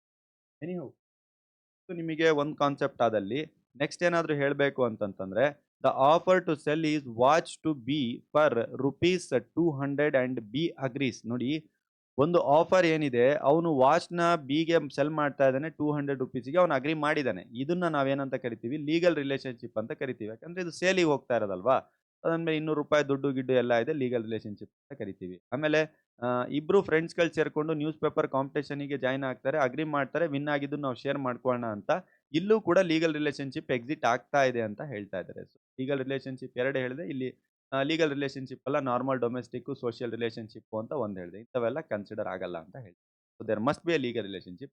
ಈ ಎಲ್ಲಾ ಪಾಯಿಂಟ್ಸ್‌ಗಳನ್ನ ಆಲ್ರೆಡಿ ಕಾಂಟ್ರಾಕ್ಟ್ ಲಾದಲ್ಲಿ ಓದ್ಕೊಂಡು ಬಂದಿದ್ದೀರಾ. ಯಾವುದು ನಾನು ಕಾಂಟ್ರಾಕ್ಟ್ ಎಸೆನ್ಷಿಯಲ್ಸ್ ಹೇಳ್ಬೇಕಾದ್ರೆ. ಸೊ ಏನು ಸಮಸ್ಯೆ ಇಲ್ಲ. ನೀವು ಮ್ಯಾನೇಜ್ ಮಾಡ್ಕೊಂಡು ಹೋಗ್ಬೋದು. ನಂಬರ್ 3 ನಿಮ್ಗೆ ಏನಾದ್ರು ಹೇಳ್ಬೇಕು ಅಂತಂದ್ರೆ, ನೀವು ಕೊಡುವಂತದ್ದು ಡೆಫಿನೆಟ್ ಆಗಿ ಮತ್ತೆ ಕ್ಲಿಯರ್ ಆಗಿರ್ಬೇಕು. ಅರ್ಥ ಆಗ್ತಿದ್ಯಾ? ಏನ್ ಸರ್ ಅದಕ್ಕೆ ಒಂದು ಎಕ್ಸಾಂಪಲ್ ಸಮೇತ ಹೇಳಿ ಅಂತಂದ್ರೆ, 2 ಮೋಟರ್ ಸೈಕಲ್ ಇದೆ. ಆಫರ್ ಮಾಡ್ತಾ ಇದ್ದಾನೆ. ಬಿಗ್ ಸೇಲ್ ಮಾಡ್ತಾ ಇದ್ದಾನೆ 27,000ಕ್ಕೆ ಅಂತ. ಆದರೆ ಇದು ವ್ಯಾಲಿಡ್ ಆಫರ್ ಅಲ್ಲ. ಯಾಕೆ ವ್ಯಾಲಿಡ್ ಆಫರ್ ಅಲ್ಲ ಅಂತಂತಂದ್ರೆ, ಇಲ್ಲಿ ಎ ಸೇಲ್ ಮಾಡ್ತಾ ಇದ್ದಾನೆ ಮೋಟರ್ ಸೈಕಲ್ ಅಂತ ಹೇಳ್ತಾ ಇದ್ದಾನೆ. 2 ಮೋಟರ್ ಸೈಕಲ್ ಅಂತ ಹೇಳ್ತಾನೆ. ಅದ್ರಲ್ಲಿ ಒಂದು ಮೋಟರ್ ಸೈಕಲ್‌ನ ನಾನು 27,000ಕ್ಕೆ ಕೊಡ್ತಾ ಇದ್ದೇನೆ ಅಂತ ಹೇಳ್ತಾನೆ. ಅದ್ರಲ್ಲಿ ಇವ್ನು ಕ್ಲಿಯರ್ ಆಗಿ ಮಾರ್ತಾ ಇರೋನು ಹೇಳ್ತಾ ಇಲ್ಲ, ನಾನು ನನ್ನ ಹತ್ರ ಇರುವಂತ 2ರಲ್ಲಿ ಯಾವ ಬೈಕನ್ನ ನಾನು ನಿನಗೆ ಕೊಡಕ್ ಹೋಗ್ತಾ ಇದ್ದೀನಿ ಅಂತ. ಸೊ ಇಲ್ಲಿ ಡೆಫಿನೆಟ್ ಆಗಿರ್ಬೇಕು, ಕ್ಲಿಯರ್ ಆಗಿರ್ಬೇಕು. ಆಮೇಲೆ ಒಂದು ಎಕ್ಸಾಂಪಲ್ ಹೇಳಿದ್ದೆ. ಒಂದು ಇಷ್ಟು ಆಯಿಲ್‌ನ ಕೊಡುವಂತ ಎಕ್ಸಾಂಪಲ್ ಹೇಳಿದ್ದೆ 100 ಟನ್. ಆ ಆಯಿಲ್ ಅಲ್ಲಿ ನಿಮಗೆ ಪರ್ಟಿಕ್ಯುಲರ್ ಯಾವ ಆಯಿಲ್ ಕೊಡ್ತಾ ಇದ್ದಾನೆ? ಅಥವಾ ಮನೆಗೆ ಯೂಸ್ ಮಾಡೋ ಆಯಿಲ್ ಕೊಡ್ತಾ ಇದ್ದಾನಾ? ಕೊಬ್ಬರಿ ಆಯಿಲ್ ಕೊಡ್ತಾ ಇದ್ದಾನಾ? ಅಥವಾ ಏನಾದ್ರು ಬೇರೆ ಸನ್‌ಫ್ಲವರ್ ಯಾವ ತರ ಆಯಿಲ್ ಕೊಡ್ತಾ ಇದ್ದಾನೆ? ಅಥವಾ ಪೆಟ್ರೋಲಿಯಂ ಆಯಿಲ್ ಕೊಡ್ತಾ ಇದ್ದಾನಾ? ಈ ತರ ಏನೂ ಆಯಿಲ್ ಕ್ಲಾರಿಟಿಯಾಗಿ ಕೊಡ್ಲಿಲ್ಲ ಅಂತಂತಂದ್ರೆ ಅದು ವ್ಯಾಲಿಡ್ ಆಫರ್ ಆಗೋದಿಲ್ಲ ಅಂತ ಹೇಳ್ತಾರೆ. ನನ್ನ ಎಕ್ಸ್‌ಪ್ಲನೇಷನ್ ವೈಸ್ ನೀವು ತಲೆ ಕೆಡಿಸ್ಕೊಳ್ಳೋಕೆ ಹೋಗಬೇಡಿ. ನಾನು ಹೇಳುವಂತ ಕೀ ಪಾಯಿಂಟ್ಸ್ ತಗೊಳ್ಳಿ. ನಾನು ಹೇಳುವಂತ ಎಕ್ಸ್‌ಪ್ಲನೇಷನ್ ತಗೊಳ್ಳಿ. ಅದನ್ನ ನೀವು ಫಸ್ಟ್ ಅರ್ಥ ಮಾಡ್ಕೊಳ್ಳೋಕೆ ಟ್ರೈ ಮಾಡಿ. ನಾನು ಹೇಳಿದ್ದನ್ನ ಅರ್ಥ ಆದ್ಮೇಲೆ ಕೆಳಗಡೆ ಕೊಟ್ಟಿರುವಂತ ಎಕ್ಸ್‌ಪ್ಲನೇಷನ್‌ನ ಓದಕ್ಕೆ ಟ್ರೈ ಮಾಡಿ. ಓಕೆ. ಇದು ಎಸೆನ್ಷಿಯಲ್ ಅನ್ನೋದ್ಕಿಂತ ಒಂದು ಡಿಫರೆನ್ಸ್. ನಿಮ್ಮ ಸಿಲೆಬಸ್ ಕಾಪಿಯಲ್ಲಿ ಒಂದು ಟಾಪಿಕ್ ಇದೆ ಇನ್ವಿಟೇಷನ್ ಟು ಆಫರ್ ಅಂತೇಳಿ. ಓಕೆನಾ? ಇನ್ವಿಟೇಷನ್ ಟು ಆಫರ್ ಬೇರೆ, ಆಫರ್ ಅನ್ನುವಂಥ ಕಾನ್ಸೆಪ್ಟ್ ಬೇರೆ. ದಯವಿಟ್ಟು ಅರ್ಥ ಮಾಡ್ಕೊಳ್ಳಿ. ಇನ್ವಿಟೇಷನ್ ಟು ಆಫರ್ ಬೇರೆ, ಆಫರ್ ಅನ್ನುವಂಥ ಕಾನ್ಸೆಪ್ಟ್ ಬೇರೆ. ನೋಡಿ ಇಲ್ಲಿ ಎಕ್ಸ್‌ಪ್ಲೇನ್ ಮಾಡ್ತೇನೆ. An offer is then different from the invitation offer. It is also called as invitation to treat the invitation to receive the offer and the look like of the offer, but legally it's not offer in the case of the invitation of the offer. But the sending out of the invitation does not make an offer, but only the invites that party has to make the offer. Its object is to inform he is willing to deal and anybody and the getting of the such information is willing to open the negotiation with him. Such invitation to offer is not offer according to law and so cannot become agreement by accept. ಇದೆ. ಒಂದು example ಕೂಡ ಇದೆ. ನಾನು example ಸಮೇತ ನಿಮಗೆ ಹೇಳಕ್ಕೆ try ಮಾಡ್ತೇನೆ. ಅವಾಗ ನಿಮಗೆ ಅರ್ಥ ಆಗುತ್ತೆ. ಬ್ಯಾಕ್ ಟು ಎಕ್ಸ್‌ಪ್ಲನೇಷನ್ ನಾನು ಮತ್ತೆ ನಿಮಗೆ ಹೋಗ್ತೇನೆ. ನೋಡಿ ಎಕ್ಸಾಂಪಲ್ ಏನು ಪ್ರೊವೈಡ್ ಮಾಡಿದ್ದಾರೆ ಇವರು ಅಂತಂದ್ರೆ, quotation catalogues of prices, display of goods with the price, issue of prospects by an companies or example to invitation offer. Display of the goods is on auction to sale is not offer rather than it is invitation to offer. The offer will be the come to the buyer in front of bids ಅಂತ ಹೇಳ್ತಾ ಇದೆ. ಏನ್ ಹೇಳ್ತಾ ಇದೆ ಅಂತಂದ್ರೆ ಇವ್ರು ಏನ್ ಹೇಳ್ತಾ ಇದ್ದಾರೆ, ಇನ್ವಿಟೇಷನ್ ಟು ಆಫರ್ ಬೇರೆ, ಆಫರ್ ಬೇರೆ ಅಂತ ಹೇಳ್ತಾರೆ. ಇನ್ವಿಟೇಷನ್ ಟು ಆಫರ್ ಅಂತಂದ್ರೆ ಇಲ್ಲಿ ಆಫರ್ ಇದೆ ಅಂತಂದ್ರೆ ಇದಕ್ಕಿಂತ ಹಿಂದಿನ stage invitation to offer. First invitation to offer ಏನಾಗುತ್ತೆ, ಕೆಟಲಾಗ್ಸ್ ಕೊಡ್ತಾರೆ. ನೀವು ಯಾವುದೇ ಒಂದು ಶಾಪಿಗೆ ಹೋಗಿ ಅಟ್ಲೀಸ್ಟ್ ಒಂದು ಹೋಟ್ಲಿಗಾದ್ರೂ ಹೋಗಿ ಅಲ್ಲಿ ಕೆಟಲಾಗ್ಸ್ ಕೊಡ್ತಾರೆ, ಕೊಟೇಶನ್ಸ್‌ಗಳನ್ನ ಹಾಕ್ಕೊಡ್ತಾರೆ. ಅದನ್ನೆಲ್ಲ ನಾವು ಇನ್ವಿಟೇಷನ್ ಟು ಆಫರ್ ಅಂತ ಹೊರ್ತೀವಿ ಹೊರತು ಅದನ್ನ ಆಫರ್ ಅಂತ ಹೇಳಿ ಕರೆಯೋದಿಲ್ಲ ಅನ್ನುವಂಥದ್ದು ಎಕ್ಸಾಂಪಲ್ಸ್ ಕೊಟ್ಟಿದ್ದಾರೆ. ಎಕ್ಸ್‌ಪ್ಲನೇಷನ್ ನಿಮಗೆ ಏನಾದ್ರು ಅರ್ಥ ಮಾಡಿಸ್ಬೇಕು ಅಂತಂದ್ರೆ ಇದು ಸಾರಿ ನಿಮ್ಮ ಇನ್ವಿಟೇಷನ್ ಟು ಆಫರು ಮತ್ತೆ ಆಫರ್ ಏನಿದೆ ಅವೆರಡೂ ಕೂಡ ಡಿಫರೆಂಟ್ ಪಾರ್ಟ್ ಅಂತ ಹೇಳ್ತಾ ಇದ್ದಾರೆ. ಅದಾದ್ಮೇಲೆ ಅದನ್ನ ಆಫರ್ ಅಂತ ನಾವು ಕನ್ಸಿಡರ್ ಮಾಡಕ್ಕಾಗಲ್ಲ. ಕೇವಲ ಇನ್ವೈಟ್ ಮಾಡ್ತಾ ಇರೋದಷ್ಟೇ. ನಾನು ಈ ತರ ಡೀಲ್ ಮಾಡಕ್ ಹೋಗ್ತಾ ಇದ್ದೀನಿ, ಈ ತರ ಆಫರ್ ಕೊಡಕ್ ಹೋಗ್ತಾ ಇದ್ದೀನಿ, ಬನ್ನಿ ನೋಡಿ ಚೆಕ್ ಮಾಡಿ ಅಂತ ಹೇಳ್ತಾ ಬಿಟ್ರೆ ಅದು ಆಫರ್ ಅಲ್ಲ. ಅದನ್ನ ನಾವು ವ್ಯಾಲಿಡ್ ಕಾಂಟ್ರಾಕ್ಟ್ ಅಂತ ಅನ್ಕೊಳಕ್ ಆಗಲ್ಲ. ಒನ್ಸ್ ಅದು ಆಫರ್ ಅಂತ ಆಗ್ಬೇಕು ಅಂತಂತಂದ್ರೆ ಅವನು ಕೊಟ್ಟಿರುವಂತ ಆ ಪ್ರೈಸನ್ನ ವಾಪಸ್ ತಗೋಬೇಕಾದ್ರೂ ರೂಲ್ಸ್ ಅಂಡ್ ರೆಗ್ಯುಲೇಷನ್ ಪ್ರಕಾರ ವಾಪಸ್ ತಗೋಬೇಕಾಗುತ್ತೆ. ಬಟ್ ಯಾವಾಗ ಅವನು ಕೊಟೇಷನ್ ಅಂತ ಕೊಡ್ತಾನೆ ಅದನ್ನ ಆಫರ್ ಅಂತ ಕರೆಯೋದಿಲ್ಲ. ಕೊಟೇಷನ್‌ನ ನಾವು ಇನ್ವಿಟೇಷನ್ ಟು ಆಫರ್ ಅಂತ ಕರಿತೀವಿ. ನೀವೇನಾದ್ರೂ ಪ್ರಾಡಕ್ಟ್ ತಗೋಬೇಕಾದ್ರೆ ಒಂದು ಕೊಟೇಷನ್ ಕೊಡಿ ಅಂತೀರಾ. ಅದು ಆಫರ್ ಅಲ್ಲ. ಓಕೆ. ನೀವು ಅದನ್ನ ಅಕ್ಸೆಪ್ಟ್ ಮಾಡ್ಬಿಟ್ಟು ಆ ಕೊಟೇಷನನ್ನ ನೀನು ಆಫರ್ ಕೊಟ್ಟಿದ್ದೆ ನಾನು ಅಗ್ರೀಮೆಂಟ್ ಅಲ್ಲಿ ಹೋಗ್ಬಿಟ್ಟು ಕೇಸ್ ಹಾಕ್ಕೊಂತೀನಿ ಕೋರ್ಟಲ್ಲಿ ಅಂತಂದ್ರೆ ಬರೋದಿಲ್ಲ. ಪರ್ಟಿಕ್ಯುಲರ್ಲಿ ನಾನು ಆಫರ್ ಮಾಡ್ತಾ ಇದ್ದೀನಿ ಅನ್ನೋದನ್ನೇ ಅವ್ನು ಆಫರ್ ಕೊಡ್ತಾನೆ ನೋಡಿ ಅದನ್ನ ನೀವು ಕೇಸ್ ಹಾಕೋಬಹುದು. ಇದಿಷ್ಟು ಡಿಫರೆನ್ಸ್ ಇರುವಂತದ್ದು ಇನ್ವಿಟೇಷನ್ ಟು ಆಫರ್ ಮತ್ತೆ ಆಫರಿಗೆ. ಆಮೇಲೆ it may be specific or general ಆಯ್ತಾ. ಅದು 2 ತರ ಆಫರ್ ಬರುತ್ತೆ. ಆಫರ್ ಅಲ್ಲಿ 2 ತರ ಕೈಂಡ್ ಇದೆ. ಇದು ಕೂಡ ನಿಮಗೆ ಗೊತ್ತಿರಲಿ. ಒಂದು ಸ್ಪೆಸಿಫಿಕ್ ಆಫರ್ ಅಂತ ಕರಿತೀವಿ, ಇನ್ನೊಂದು ಜನರಲ್ ಆಫರ್ ಅಂತ ಕರಿತೀವಿ. ಸ್ಪೆಸಿಫಿಕ್ ಆಫರ್ ಅಂತಂದ್ರೆ ಇಂಥದ್ದೇ ಪರ್ಟಿಕ್ಯುಲರ್ ವಿಷಯಕ್ಕೆ ನಾನು ಆಫರ್ ಕೊಡ್ತಾ ಇದ್ದೀನಿ ಅಂತ. ಉದಾಹರಣೆ ನಾನು ಹೇಳ್ತಾ ಇದ್ದೀನಿ, ನನ್ನ ಹತ್ರ 10 ತರದ ಬಟ್ಟೆ ಇದೆ. 10 ತರದ ಬಟ್ಟೆಯಲ್ಲಿ ನಾನು ಯಾವುದೋ ಒಂದು ತರದ ಟೀ ಶರ್ಟ್ ಇದೆ, ನನ್ನ ಹತ್ರ ಪ್ಯಾಂಟು, ಟೀ ಶರ್ಟು, ಬಟ್ಟೆ ಬೇರೆ ಎಲ್ಲಾ ತರದವು ಇದಾವೆ. ಅದ್ರಲ್ಲಿ ನಾನು ಬರೇ ಟೀ ಶರ್ಟಿಗೆ ಮಾತ್ರ ಆಫರ್ ಮಾಡ್ತಾ ಇದ್ದೀನಿ ಅನ್ನುವಂಥ ಸ್ಪೆಸಿಫಿಕ್ ಆಫರ್. ಜನರಲ್ ಆಫರ್ ಅಂದ್ರೆ ಏನು ಗೊತ್ತಾ? ಜನರಲಿ ಕಂಪ್ಲೀಟ್ ಆಗಿ ಹೋಲ್‌ಸೇಲ್ ಆಗಿ ಆಫರ್ ಕೊಡ್ತಾ ಇದ್ದೀನಿ ಅಂತೇಳಿ. ಆಮೇಲೆ ಈ ಸ್ಪೆಸಿಫಿಕ್ ಆಫರ್ ಅಲ್ಲಿ ಇನ್ನೊಂದು ಪಾಯಿಂಟ್ ಕನ್ಸಿಡರೇಷನ್ ಏನಾಗುತ್ತಂತಂದ್ರೆ, ಈ ಟೀ ಶರ್ಟನ್ನ ನಾನು ಸ್ಪೆಸಿಫಿಕಲಿ 18 ರಿಂದ 25 ವರ್ಷ ವಯಸ್ಸಿರುವಂತವರಿಗೆ ಮಾತ್ರ ನೋಡಿ, ಅಂತವರಿಗೆ ಮಾತ್ರ ಮಾಡ್ತೀನಿ ಅನ್ನೋ ಸ್ಪೆಸಿಫಿಕ್ ಆಫರ್. ಜನರಲ್ ಆಫರ್ ಏನ್ ಹೇಳುತ್ತೆ ಅಂತಂದ್ರೆ ಪಬ್ಲಿಕ್ ಆಫರ್ ಅದು ಆಯ್ತಾ? ಯಾರಾದ್ರೂ ಬನ್ನಿ 18 ವರ್ಷ, 20 ವರ್ಷ, 15 ವರ್ಷ ನಮ್ಮವರು, ಫಾರಿನವ್ರು ಯಾರಾದ್ರೂ ಬನ್ನಿ ಸರ್. ನಾನು ಇರೋ ಬರೋ ಎಲ್ಲದನ್ನು ಸೇಲಿಗೆ ಇಟ್ಟಿದ್ದೀನಿ. ಬಂದ್ ತಗೊಂಡ್ ಹೋಗಿ ನೀವು. General offer. ಐ ಹೋಪ್ ನಿಮಗೆ ಅರ್ಥ ಆಯ್ತು ಅಂತ ತಿಳ್ಕೊಳ್ತೀನಿ. 2 ಮೀನಿಂಗ್ಸ್ ಏನು, ವರ್ಡ್ಸ್ ಏನು ಅಂತೇಳಿ. ನೋಡಿ ಈಗ ಆಫರ್ ನಾವು ಒಂದು ಕೊಡ್ತಾ ಇದೀವಿ ಅಂತಂದ್ರೆ ಸ್ಪೆಸಿಫಿಕ್ ಗ್ರೂಪ್ ಆಫ್ ಪರ್ಸನ್ಸ್ ನಾನು ಹೇಳಿದ್ನಲ್ವಾ 18 ರಿಂದ 25 ವರ್ಷ ಅವ್ರಿಗೆ ಏನಾದ್ರು ಕೊಟ್ರೆ ಅದನ್ನ ಸ್ಪೆಸಿಫಿಕ್ ಆಫರ್ ಅಂತ ಕೊಡ್ತೀವಿ. ಈ ಆಫರ್‌ನ ಅಕ್ಸೆಪ್ಟ್ ಮಾಡ್ಬೇಕಂತಂದ್ರೆ ಯಾರಿಗೋಸ್ಕರ ನಾವು ಆಫರ್‌ನ ಮಾಡಿದೀವಿ ಅವ್ರು ಮಾತ್ರ ಅಕ್ಸೆಪ್ಟ್ ಮಾಡಿದ್ರೆ ಅದನ್ನ ನಾವೇನಂತ ಕರಿತೀವಿ ಸ್ಪೆಸಿಫಿಕ್ ಆಫರ್ ಅಂತ ಕರಿತೀವಿ. ಆದರೆ ಜನರಲ್ ಆಫರ್ ಅನ್ನುವಂತ ಕಾನ್ಸೆಪ್ಟ್ ಏನಿದೆ ಅಂತಂತಂದ್ರೆ ಮೇಡ್ ಟು ಪಬ್ಲಿಕ್ಕಿಗೆ ನಾವು ಕೊಡ್ತಾ ಇದೀವಿ ಜನರಲ್ ಆಫರ್ಸನ್ನ. ಅದು ಈ ಯಾರಾದ್ರೂ ಕೂಡ ಬಂದು ಆಫರನ್ನ ಅಕ್ಸೆಪ್ಟ್ ಮಾಡಬಹುದು. ಜಸ್ಟ್ ಲೈಕ್ ಈಗ ಪಾಂಪ್ಲೆಟ್ ಕೊಡ್ತಾ ಇದ್ದೀನಿ ನಾನು. ಇಂಥದ್ದು ನನ್ನ ಹತ್ರ ಸೇಲಿಂಗ್ ಇದೆ ಅಂತ. ಕೊಡ್ತಾ ಇರೋ ಪಾಂಪ್ಲೆಟ್ ಏನಿದೆ ಅದು ಜನರಲ್ ಆಫರ್ ಆಕ್ಚುअली. ಯಾಕಂದ್ರೆ ಪಾಂಪ್ಲೆಟ್ ಯಾರಾದ್ರೂ ತಗೊಳ್ತಾರೆ, ಯಾರಾದ್ರೂ ನೋಡ್ತಾರೆ, ಯಾರಾದ್ರೂ ಸ್ಟಡಿ ಮಾಡ್ತಾರೆ. ಅಂತಂದ್ರೆ ನಾನು ಸುಮ್ನೆ ಗೋಡೆ ಮೇಲೆ ಹಚ್ಚೋಗಿರ್ತೀನಿ, ಯಾರಾದ್ರೂ ನೋಡ್ತಾರೆ. ನಾನು ಪಬ್ಲಿಕ್ಕಿಗೆ ಆಫರ್ ಮಾಡ್ತಾ ಇದ್ದೀನಿ ಅಂತ. ಸ್ಪೆಸಿಫಿಕ್ ಆಫರ್ ಅಂತಂದ್ರೆ ಅದೇ ಜನರಲ್ ಆಫರ್ ನಾನು ಸ್ಪೆಸಿಫಿಕಲಿ ಇಂಥವ್ರಿಗೆ ಮಾತ್ರ ಹೇಳ್ತಾ ಇದ್ದೀನಿ ಅಂತಂದ್ರೆ ಅದು ಸ್ಪೆಸಿಫಿಕ್ ಆಫರ್ ಆಗುತ್ತೆ. ಎನಿಹೌ ಎಕ್ಸಾಂಪಲ್ಸ್ ಅಂತ ನಾವೇನಾದ್ರೂ ತಗೊಂಡ್ರೆ ಎಂ ಅನ್ನುವಂತ ವ್ಯಕ್ತಿ ಏನ್ ಮಾಡ್ತಾ ಇದ್ದಾನೆ, ಎನ್ ಅನ್ನುವಂತ ವ್ಯಕ್ತಿಗೆ ಒಂದು ಬೈಸಿಕಲ್‌ನ ಆಫರ್ ಮಾಡ್ತಾ ಇದ್ದಾನೆ ₹800ಗೆ. ಓಕೆ. ಸ್ಪೆಸಿಫಿಕಲಿ ಎನ್ನುವಂತ ವ್ಯಕ್ತಿಗೆ ಆಫರ್ ಮಾಡ್ತಾ ಇದ್ದಾನೆ. ಸೊ ಅದನ್ನ ನಾವೇನಂತ ಕರಿತೀವಿ ಸ್ಪೆಸಿಫಿಕ್ ಆಫರ್ ಅಂತ ಕರಿತೀವಿ. ಅದೇ ರೀತಿ ಇನ್ನೊಂದು ಜನರಲ್ ಆಫರಿಗೆ ಏನಾದ್ರೂ ನಿಮಗೆ ಎಕ್ಸಾಂಪಲ್ ಏನಾದ್ರೂ ನಾನು ಹೇಳ್ಬೇಕಂತಂದ್ರೆ, ಎ ಅನ್ನುವಂಥವ್ನು ಅನೌನ್ಸ್ ಮಾಡ್ತಾ ಇದ್ದಾನೆ ನ್ಯೂಸ್ ಪೇಪರ್ ಅಲ್ಲಿ ₹1000ಗೆ ರಿವಾರ್ಡ್‌ನ ಕೊಡ್ತೀನಿ ಅಂತ. ಅವನ ಏನೋ ಒಂದು ಆ ರಿಲಿ ಅನೌನ್ಸ್ ಮಾಡ್ತಾ ಇದ್ದಾನೆ ಅಂತಂದ್ರೆ ಒಂದು ₹1000 ಕೊಡ್ತೀನಿ ನನ್ನ ಕಳೆದೋಗಿರುವಂತ ರೇಡಿಯೋನ ವಾಪಸ್ ತಂದು ಕೊಟ್ರೆ ಅಂತೇಳಿ. ಅಂದ್ರೆ ಅವನು ಒಬ್ರಿಗಿಬ್ರಿಗೆ ಅಂತ ಹೇಳ್ತಾ ಇಲ್ಲ. ಯಾರಾದ್ರೂ ತಗೊಂಡ್ ಬನ್ನಿ. ನನ್ನ ರೇಡಿಯೋ ವಾಪಸ್ ತಗೊಂಡ್ ಬಂದ್ರೆ ಅವ್ರಿಗೆ ನಾನು ಅವಾರ್ಡ್ ಕೊಡ್ತೀನಿ. ಪ್ರೈಸ್ ಮನಿ ಕೊಡ್ತೀನಿ ₹1000 ಅಂತ ಹೇಳ್ತಾರೆ. ಅರ್ಥ ಆಗ್ತಿದ್ಯಾ ನಿಮಗೆ? ಸೊ ಈ ತರ ಡಿಫರೆನ್ಶಿಯೇಟ್ ಮಾಡ್ಬೇಕು. ಸಮ್ ಟೈಮ್ಸು ಶಾರ್ಟ್ ನೋಟಿಗೆ ಕೇಳಿರುವಂತ ಸಾಧ್ಯತೆಗಳಿದೆ. Difference between specific offer and specific offer and general offer ಅಂದ್ರೆ ಏನು? ಸ್ಪೆಸಿಫಿಕ್ ಆಫರ್ ಬಗ್ಗೆ ಶಾರ್ಟ್ ನೋಟ್ ಬರೀರಿ. ಜನರಲ್ ಆಫರ್ ಬಗ್ಗೆ ಶಾರ್ಟ್ ನೋಟ್ ಬರೀರಿ ಅಂತೇಳಿ. ಬಂದಾಗ ನಾನು ಹೇಳಿದಂಥದನ್ನ ಇನ್ನೊಂದು ಸ್ವಲ್ಪ ಪಾಯಿಂಟ್ಸ್‌ಗಳು ಸೇರಿಸಿ ಎನ್ಲಾರ್ಜ್ ಮಾಡಿ ಬರೆಯುವಂತ ಪ್ರಯತ್ನ ಪಡಿ. It must be communicate to offeree ಅಂತಂದ್ರೆ ಏನು? ಆಫರಿ ಯಾರು ಗೊತ್ತಿರ್ಬೇಕು ನಾನು ಹೇಳಿದ್ದೆ. ಇದನ್ನ ಯಾಕೆ ಎಕ್ಸ್‌ಪ್ಲೇನ್ ಮಾಡಿದ್ದೆ ಅಂತಂದ್ರೆ ಬರ್ತಾ ಇದೆ. ಮೀನ್ಸ್ ಅಂದ್ರೆ ಏನು? ಎಂಪ್ಲಾಯಿ, ಆಫರಿ, ಬೇಲಿ, ಟೆನೆಂಟಿ ಅರ್ಥ ಆಗ್ತಿದ್ಯಾ ನಿಮಗೆ? ಈ ತರ ಬರ್ತಾ ಇದೆ ಅಂತಂದ್ರೆ ತೆಗೆದುಕೊಂಡವನು. ಇಲ್ಲಿ ಕೊಡ್ತಾ ಇರೋನು ಯಾರು? ಆಫರಾರ್ ಅಂತಂದ್ರೆ ಯಾರು ಆಫರ್‌ನ ಕೊಡ್ತಾ ಇದ್ದಾನೆ ಅದು ಆಫರಿ ಹತ್ರ ರೀಚ್ ಆಗಿರ್ಬೇಕು. ಸುಮ್ನೆ ರೀಚ್ ಆಗ್ದೇನೆ ಅದನ್ನ ನಾವು ಕೊಡಕ್ ಬರಲ್ಲ. ಉದಾಹರಣೆಗೆ ₹499ಗೆ ನಾನೇನೋ ಸೇಲಿಂಗ್ ಇಟ್ಟಿದ್ದೀನಿ ಟೀ ಶರ್ಟ್‌ನ ಅಂತಂದ್ರೆ, ಇದು ಯಾರು ಆಫರಿ ಇದಾನಲ್ವಾ, ಕೊಂಡ್ಕೊಳಕ್ ಬರ್ತಾ ಇದಾನಲ್ವಾ, ಅವನ ಕಣ್ಣಿಗೆ ಬಿದ್ದಿರ್ಬೇಕು. ಅವನದು ನೋಡಿರ್ಬೇಕು. ಕ್ಲಿಯರ್ ಕಮ್ಯುನಿಕೇಷನ್ ಆಗಿರ್ಬೇಕು. ಆಮೇಲೆ ಅಲ್ಲಿಂದ ಶುರು ಆಗುತ್ತೆ ಮುಂದೆ ಕಾಂಟ್ರಾಕ್ಟಿಗೆ ಹೋಗುತ್ತೋ ಇಲ್ಲೋ ಅದು ಅಂತ. ಆಗ್ತಿದ್ಯಲ್ವಾ? An offer is an effective only when it is communicated to the offeree ಅಂತ ಹೇಳ್ತಾ ಇದೆ. ಅಂತ ಅರ್ಥ ಆಗ್ತಿದೆಯಾ? ಯಾವಾಗ ಅದು ಕಮ್ಯುನಿಕೇಟೆಡ್ ಆಗಿದೆ ಅವಾಗ ಮಾತ್ರ ಅದನ್ನ ವ್ಯಾಲಿಡ್ ಆಫರ್ ಅಂತ ಕರಿತೀವಿ ಅಂತ ಹೇಳ್ತಾ ಇದ್ದಾರೆ. It's not communicated to the offeree it cannot be accepted ಅಂತ ಹೇಳ್ತಾ ಇದೆ. Thus an offer not communicated is not an valid offer. It is applies to the both specific and general offer ಅಂತ ಆಗ್ತಿದ್ಯಾ?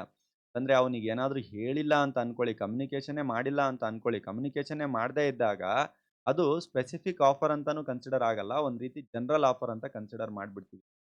ಎಕ್ಸಾಂಪಲ್ ಏನಂದ್ರೆ, A ಅನ್ನುವಂತ ವ್ಯಕ್ತಿ without his knowledge ಅವನಿಗೆ ಏನೂ ಗೊತ್ತಿಲ್ದಂಗೆ arrest the particular criminal and catches the criminal inform to the police that cannot the recover his reward was the aware of it. ಅಂದ್ರೆ ಈಗ ಪೊಲೀಸ್ ಡಿಪಾರ್ಟ್ಮೆಂಟ್ ಅವರು ಒಂದು ಅವಾರ್ಡ್‌ನ ರಿಲೀಸ್ ಮಾಡಿದ್ದಾರೆ ಅಂತ ಅನ್ಕೊಳ್ಳಿ.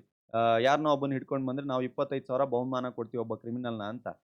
ಇದನ್ನ ನೀವೇ ಹಿಡ್ಕೊಂಡೋಗಿ ಕೊಡ್ತಾ ಇದೀರ ಪೊಲೀಸರಿಗೆ. ಬಟ್ ನಿಮಗೆ ಗೊತ್ತಿಲ್ಲ ₹25,000 ಅನೌನ್ಸ್ ಮಾಡಿದಾನ ಅವನು ಅಂತ ನಿಮಗೆ ಗೊತ್ತಿಲ್ಲ. ನೀವೇನ್ ಮಾಡಿದ್ರಿ ತಗೊಂಡ್ ಹೋಗ್ಬಿಟ್ರಿ ಕೊಟ್ಬಿಟ್ರಿ ಅವನಿಗೆ ಪೊಲೀಸ್ ಅವನಿಗೆ. ನಿಮಗೆ ಆಮೇಲೆ ಗೊತ್ತಾಯ್ತು ಇದಕ್ಕೆ ₹25,000 ಅನೌನ್ಸ್ ಮಾಡಿದ್ರಂತೆ ಅಂತ ಹೇಳಿ. ಅದನ್ನ ಆಮೇಲೆ ನೀವು ಕ್ಲೈಮ್ ಮಾಡಕ್ ಹೋದ್ರೆ ಬರೋದಿಲ್ಲ. ನಿಮಗೆ ಆ ಇನ್ಫಾರ್ಮೇಷನ್ ಇರಬೇಕು. ನೀವು ಅವಾಗ್ಲೇ ಕ್ಲೈಮ್ ಮಾಡ್ಬೇಕಂತ ಹೇಳ್ತಾರೆ. ಇದಕ್ಕೊಂದು ಒಳ್ಳೆ ಕೇಸ್ ಲಾ ಕೂಡ ಇದೆ. ಕೇಸ್ ಲಾ ಯಾವುದು ಅಂತಂತಂದ್ರೆ ಒಂದು ಮಗು ಕಳೆದೋಗಿದ್ದ ಕೇಸ್ ಲಾ ಇದೆ ಇದು ಆಯ್ತಾ. ನಿಮ್ಮ ಕಾಲೇಜಲ್ಲೆಲ್ಲ ಓದ್ತಿರ್ತಾರೆ. ನಾನು ಜಸ್ಟ್ ಲಾಂಚ್ ಮಾಡ್ತಾ ಇದ್ದೀನಿ. ಒಂದು ಮಗು ಕಳೆದೋಗಿರುತ್ತೆ. ನನ್ನ ಮಗುನ ಹುಡ್ಕೊಂಡು ಬಂದವ್ರಿಗೆ ಇಷ್ಟು ದುಡ್ಡು ಕೊಡ್ತೀನಿ ಅಂತ ಓನರ್ ಹೇಳಿರ್ತಾನೆ. ಇದು ತನ್ನ ನೌಕರನಿಗೆ ಗೊತ್ತಿರಲ್ಲ. ಅವನು ಹೋಗ್ತಾನೆ. ಹೋಗ್ಬಿಟ್ಟು ಮಗುನ ಹುಡ್ಕೊಂಡು ಬಂದಾದ್ಮೇಲೆ ಗೊತ್ತಾಗುತ್ತೆ ಮಗು ಹುಡ್ಕೊಂಡು ಬಂದ್ರೆ ಇಷ್ಟು ದುಡ್ಡು ಕೊಡ್ತಾನೆ ಅಂತೇಳಿ. ಇವ್ನು ಹೋಗ್ತಾನೆ ನೌಕರ ಹೋಗ್ತಾನೆ. ಹೋಗ್ಬಿಟ್ಟು ಕೇಸ್ ಫೈಲ್ ಮಾಡ್ತಾನೆ. ಹಿಂಗ್ ಆಫರ್ ಕೊಟ್ಟಿದ್ರು. ನಾನು ಹೋಗಿ ಹುಡ್ಕೊಂಡು ಬಂದಿದ್ದೆ ನನಗೆ ಕೊಟ್ಟಿಲ್ಲ ಅಂತ. ಜಡ್ಜ್‌ಮೆಂಟು ಓನರ್ ಕಡೆನೇ ಬರುತ್ತೆ. ಯಾಕೆ ಅಂತಂದ್ರೆ, ನೋಡಪ್ಪ ಕೆಲಸ ಮಾಡ್ತಾ ಇರೋದು ನೀನ್ ಇದೆಯಲ್ವಾ, ನಿನಗೆ ಅದು ಇನ್ಫಾರ್ಮೇಷನ್ನೇ ಗೊತ್ತಿಲ್ಲ. ಇನ್ಫಾರ್ಮೇಷನ್ನೇ ಗೊತ್ತಿಲ್ಲ ಅಂತಂದ್ಮೇಲೆ ಅದು ನಿನಗೆ ಅಲ್ಲಿ ವ್ಯಾಲಿಡ್ ಕಾಂಟ್ರಾಕ್ಟೇ ಆಗಲ್ಲ. ಅಗ್ರೀಮೆಂಟೇ ಎಕ್ಸಿಸ್ಟ್ ಆಗಲ್ಲ. ಸೊ ಅಲ್ಲಿ ವಾಯ್ಡ್ ಆಗುತ್ತೆ. ಅಲ್ಲಿ ಜೀವನೇ ತಗೊಂಡಿಲ್ಲ ನಿನ್ ಕಾಂಟ್ರಾಕ್ಟು ಅಂತೇಳಿ ಹೇಳ್ಬಿಡ್ತಾರೆ. ಇದಿಷ್ಟು ವಿಷಯ. ಆಮೇಲೆ subject to be specific terms and condition ಅಂತ ಇದೆ. ಆಫರ್ ಅಲ್ಲಿ ಸ್ಪೆಸಿಫಿಕ್ ಟರ್ಮ್ಸ್ ಅಂಡ್ ಕಂಡೀಷನ್ ಬರ್ದಿರ್ಬೇಕು. ಏನೇ ನೀವು ಕ್ಲಿಕ್ ಮಾಡ್ಬೇಕಾದ್ರೂ ನಿಮ್ಮ ಮೊಬೈಲಲ್ಲಿ ಎಲ್ಲಾ ಕಡೆ ನೋಡಿರ್ತೀರಲ್ವಾ? ಸ್ಪೆಸಿಫಿಕ್ ಟರ್ಮ್ಸ್ ಅಂಡ್ ಕಂಡೀಷನ್ ಅಂತೇಳಿ ಆ ರೀತಿ ಸ್ಪೆಸಿಫಿಕ್ ಟರ್ಮ್ಸ್ ಅಂಡ್ ಕಂಡೀಷನ್ ಪ್ರಕಾರ ನೀವು ಅದನ್ನ ಕ್ಲಿಕ್ ಮಾಡಿರ್ಬೇಕು ಅಂತ ಹೇಳ್ತಾ ಇದ್ದಾರೆ. ಅಂತಂದ್ರೆ on offer may be an attach any terms and condition that offer makes. He may even prescribe mode of acceptance. There is no contract unless the terms of the offer accepted mode of the prescribed to the offer is noted that the offer is as to sending of the acceptance of the telegram as the offer sent is accepted that the later and the offerer may be as the reject of the acceptance ಅಂತ ಹೇಳ್ತಾ ಇದೆ. ಅಂತಂದ್ರೆ terms and condition ಅನ್ನುವಂಥದ್ದು ಕೊಡುವಂಥದ್ದು ತುಂಬಾ important ಆಗಿದೆ ಹೊರತು if in case ನಿಮ್ಮ ಈ ಟರ್ಮ್ಸ್ ಅಂಡ್ ಕಂಡೀಷನ್ ಕೊಟ್ಟಿಲ್ಲ ಅಂತಂದ್ರೆ ಅದು ಒಪ್ಪಂದನೇ ಆಗೋದಿಲ್ಲ ಅಂತ ಹೇಳಿದ್ದಾರೆ. ಸೊ ಇದು ಇವನ್ ಮೇ ಬಿ ಟೆಲಿಗ್ರಾಮಲ್ಲೂ ಕೊಡ್ಬೋದು, ನಿಮ್ಮ ಮೆಸೇಜಲ್ಲಿ ಕೊಡಬಹುದು ಅಥವಾ ಎನಿಥಿಂಗ್ ಎನಿಹೌ ನೀವು ಹೇಗಾದ್ರೂ ಕೊಡಿ ಆಫರ್ ಮಾಡಿ ಸಮಸ್ಯೆ ಇಲ್ಲ. ಬಟ್ ಅಲ್ಲಿ ಆ ಟರ್ಮ್ಸ್ ಅಂಡ್ ಕಂಡೀಷನ್ ಕೂಡ ನೀವು ಮೆನ್ಷನ್ ಮಾಡಿ ಕೊಟ್ಟಿರಬೇಕು. ಅದಾದ್ಮೇಲೆ A has B to send to reply is offer to telegram, B has sent reply to letter, may has reject as such action because of is opposed to the prescribed mode of the communication. ಅರ್ಥ ಆಗ್ತಿದೆಯಾ ನಿಮಗೆ? ಯಾವ ರೀತಿ communication ಮಾಡ್ತೀವಿ ಅಂತಾನೂ ಕೂಡ ಬರ್ದಿರ್ಬೇಕು. ಇಲ್ಲಿ ಆಗಿರುವಂತ ಸೀನ್ ಏನ್ ಗೊತ್ತಾ? ಎಕ್ಸಾಂಪಲ್ ಎ ಅನ್ನುವಂತ ವ್ಯಕ್ತಿ ಬಿ ಅನ್ನುವಂತ ವ್ಯಕ್ತಿಗೆ ಆಫರ್‌ನ ಕೊಡ್ತಾ ಇದ್ದಾನೆ.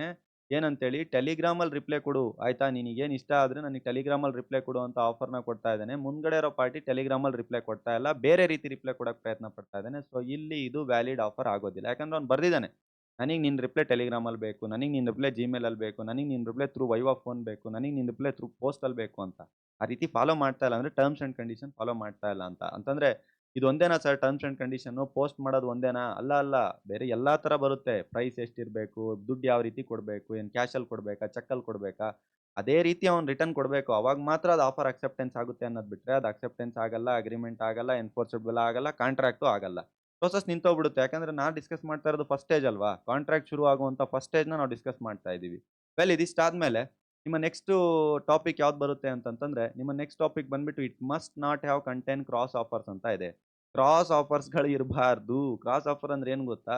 2007 ಅಲ್ಲಿ ಒಂದು ಕೇಸ್ ಹೇಳ್ತಾ ಇದ್ದೀನಿ. ಒಂದು ಕೇಸ್ ತರ ನಡೆದಿದೆ ಇದು. ಎ ಅನ್ನುವಂತ ವ್ಯಕ್ತಿ ಬಿ ಅನ್ನುವಂತ ವ್ಯಕ್ತಿಗೆ ಬರೀತಾನೆ 100 ಟನ್ ಆಫ್ ಇದೊಂದು ಕೇಸ್ ಲಾನೇ ಇದೆ ಇದಾಯ್ತಾ? ಇದೊಂದು ಕೇಸ್ ಲಾನೇ ಇದೆ. ನೀವು ಚೆಕ್ಔಟ್ ಮಾಡಿ ಒಂದ್ಸಲ. ಜಸ್ಟ್ ರಿಸರ್ಚ್ ಮಾಡಿ ನಿಮ್ಮ ಬುಕ್ಸ್‌ಗಳಲ್ಲಿ ನಿಮಗೆ ಅರ್ಥ ಆಗುತ್ತೆ ಕೇಸ್ ಲಾ ಹೆಸರೇನು. 100 ton of iron at 10,000 per ton ಅಂತ ಹೇಳಿರ್ತಾನೆ. One some of the day A B wrote to A buy 100 ton of 10,000 per ton ಅಂತ there is no contract between A and ಅಂದ್ರೆ ಒಬ್ಬ ವ್ಯಕ್ತಿ 2007ರಲ್ಲಿ ನಡೆದಿರುವಂತದ್ದು ಒಂದು ಬರಿತಾನೆ 100 ಟನ್ ಆಫ್ ಆಯಿಲ್‌ನ ₹10,000 ಪರ್ ಟನ್ ಅನ್ನಂಗೆ ನೀನು ತಗೋ ಅಂತ ಎ ಅನ್ನುವಂತವನು ಬಿ ಅನ್ನುವಂತವನಿಗೆ ಆಫರ್ ಕೊಟ್ಟಿದ್ದಾನೆ. ಒಂದು ದಿನ ಬಿ ಅನ್ನುವಂಥವನಿಗೆ ಗೊತ್ತಿಲ್ಲ ಇವ್ನು ನನಗೆ ಆಫರ್ ಕೊಟ್ಟಿದ್ದಾನೆ ಅಂತ. ಮತ್ತೆ ಬಿ ಅನ್ನುವಂಥವ್ನು ಎ ಅನ್ನುವಂಥವ್ನು ಈ ವ್ಯಕ್ತಿಗೆ ಸೇಮ್ ಆಫರ್ ಕೊಡ್ತಾನೆ. ಇದೇನಾಯ್ತು ಕ್ರಾಸ್ ಆಫರ್ ಆಯ್ತು. ಯಾಕಂದ್ರೆ ಈ ಕಡೆಯಿಂದ ಒಂದು ಆಫರ್ ಹೋಗ್ತಾ ಇದೆ, ಮತ್ತೆ ಈ ಕಡೆಯಿಂದ ಬರ್ತಾ ಇದೆ. ಕ್ರಾಸ್ ಆಗ್ತಾ ಇದೆ. ಇನ್ ಬಿಟ್ವೀನ್ ಜಂಕ್ಷನ್ ಕ್ರಿಯೇಟ್ ಆಗ್ತಾ ಇದೆ. ಕ್ರಾಸ್ ಆಗ್ತಾ ಇದೆ. ಸೊ ಇಟ್ ಮೀನ್ ದಟ್ ಅಲ್ಲಿ ಒಬ್ಬ ವ್ಯಕ್ತಿ ಇನ್ನೊಬ್ಬ ವ್ಯಕ್ತಿನ ಕ್ರಾಸ್ ಆಫರ್ ಮಾಡ್ತಾ ಇದ್ರೆ ಅದು ಯಾವುದೇ ಕಾರಣಕ್ಕೂ ಆಫರ್ ಅಂತ ಕನ್ಸಿಡರ್ ಆಗೋದಿಲ್ಲ. ಅಲ್ಲಿ ಫೇಲ್ ಆಗುತ್ತದು. ಸೊ ಅದಾದ್ಮೇಲೆ all agreements are not contract ಅನ್ನುವಂಥ ಕಾನ್ಸೆಪ್ಟ್ ಇದೆ. ಇದು ನಿಮಗೆ ಕಾಂಟ್ರಾಕ್ಟ್ ಅಗ್ರಿಮೆಂಟ್ ಅಲ್ಲಿ ಬರುವಂತಹ ಕಾನ್ಸೆಪ್ಟ್. ಇಲ್ಲೊಂದು ಪ್ರೆಸೆಂಟೇಷನ್ಸ್ ಅಲ್ಲಿ ಬರೆಯುವಂತ ಒಂದು ಸ್ಲೈಡ್ ಬಂದಿದೆ.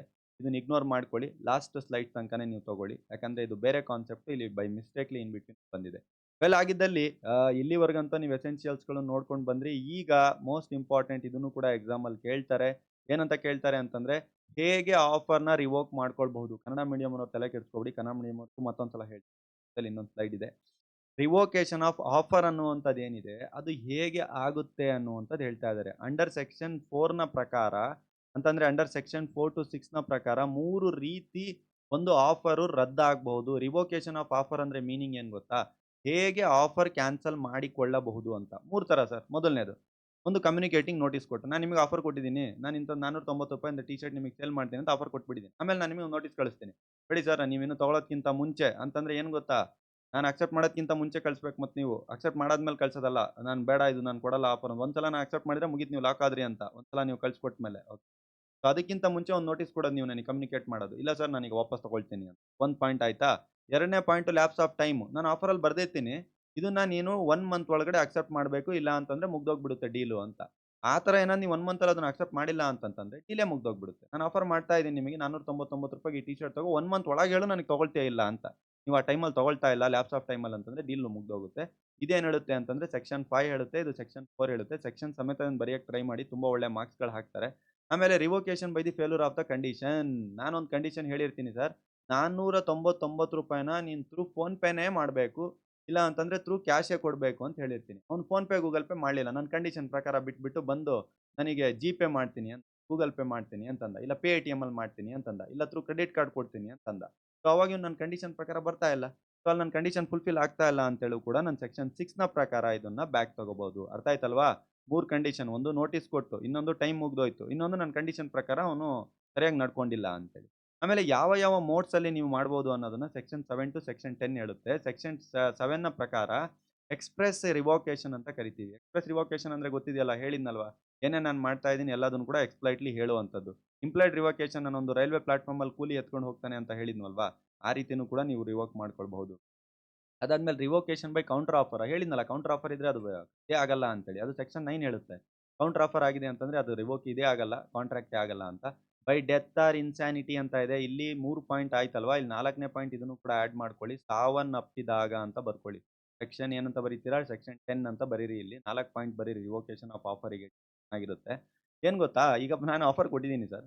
ನಾನೇ ಇಲ್ಲ. ಆಫರ್ ಕೊಟ್ಟಿದ್ದೀನಿ ಬಟ್ ನಾನೇ ಇಲ್ಲ. ನಾನೇ ಸತ್ತೋಗ್ಬಿಟ್ಟಿದ್ದೀನಿ. ನೀವು ಆ ಆಫರ್‌ನ ಅಕ್ಸೆಪ್ಟ್ ಮಾಡ್ಕೊಂಡು ಯಾರ್ ಜೊತೆ ಡೀಲ್ ಮಾಡಕ್ ಹೋಗ್ತಾ ಆ! ಸೊ ಆ ತರ. ಇಲ್ಲ ನಾನು ಹುಚ್ಚ ಆಗ್ಬಿಟ್ಟೆ. ಆಫರ್ ಕೊಟ್ಟಾದ್ಮೇಲೆ ನಾನು ಹುಚ್ಚ ಆಗ್ಬಿಟ್ಟೆ. ಇನ್ಸಾನಿಟಿ ಡಿಕ್ಲೇರ್ ಆಗ್ಬಿಡ್ತು. ಆಗ್ಬಿಟ್ಟೆ. ಅವಾಗ ಯಾರ ಹತ್ರ ಕೊಡಕ್ ಹೋಗ್ತೀರಿ? ಅವಾಗ್ಲೂ ಕೂಡ ನಿಮ್ಮ ಆಫರ್ ಏನಾಗುತ್ತೆ? ಕ್ಯಾನ್ಸಲ್ ಆಗುತ್ತೆ ಅಂತ ಹೇಳ್ಬಹುದು.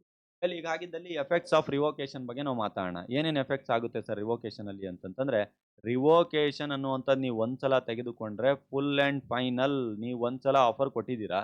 ಹೋಗೋದ್ಕಿಂತ ಮುಂಚೆ ಬೈ ನೋಟಿಸಿಂದನೋ ಅಥವಾ ಟೈಮ್ ಮುಗೀತಂತನೋ ಅಥವಾ ಏನೋ ಫಾಲೋ ಮಾಡಲಿಲ್ಲ ಸರಿಯಾಗಿ ಅಂತನೋ ಅಥವಾ ಸತ್ತೋದ ಅಂತನೋ ವಾಪಸ್ ತಗೊಂಡ್ಬಿಟ್ಟಿದ್ದಾರೆ. ಮತ್ತೆ ವಾಪಸ್ ತಗೊಂಡು ಮತ್ತೆ ನಾನು ಆಫರ್ ಅದನ್ನ ವಾಪಸ್ ಕಳಿಸ್ತೀನಿ ಅನ್ನಕ್ ಬರಲ್ಲ. ಅದು ಸೆಕ್ಷನ್ 11 ಹೇಳುತ್ತೆ. ಸೆಕ್ಷನ್ 12 ಹೇಳುತ್ತೆ ರಿವೋಕೇಷನ್ ಬಾರ್ಸ್ ಅಕ್ಸೆಪ್ಟೆನ್ಸ್ ಅಂತ ಹೇಳುತ್ತೆ.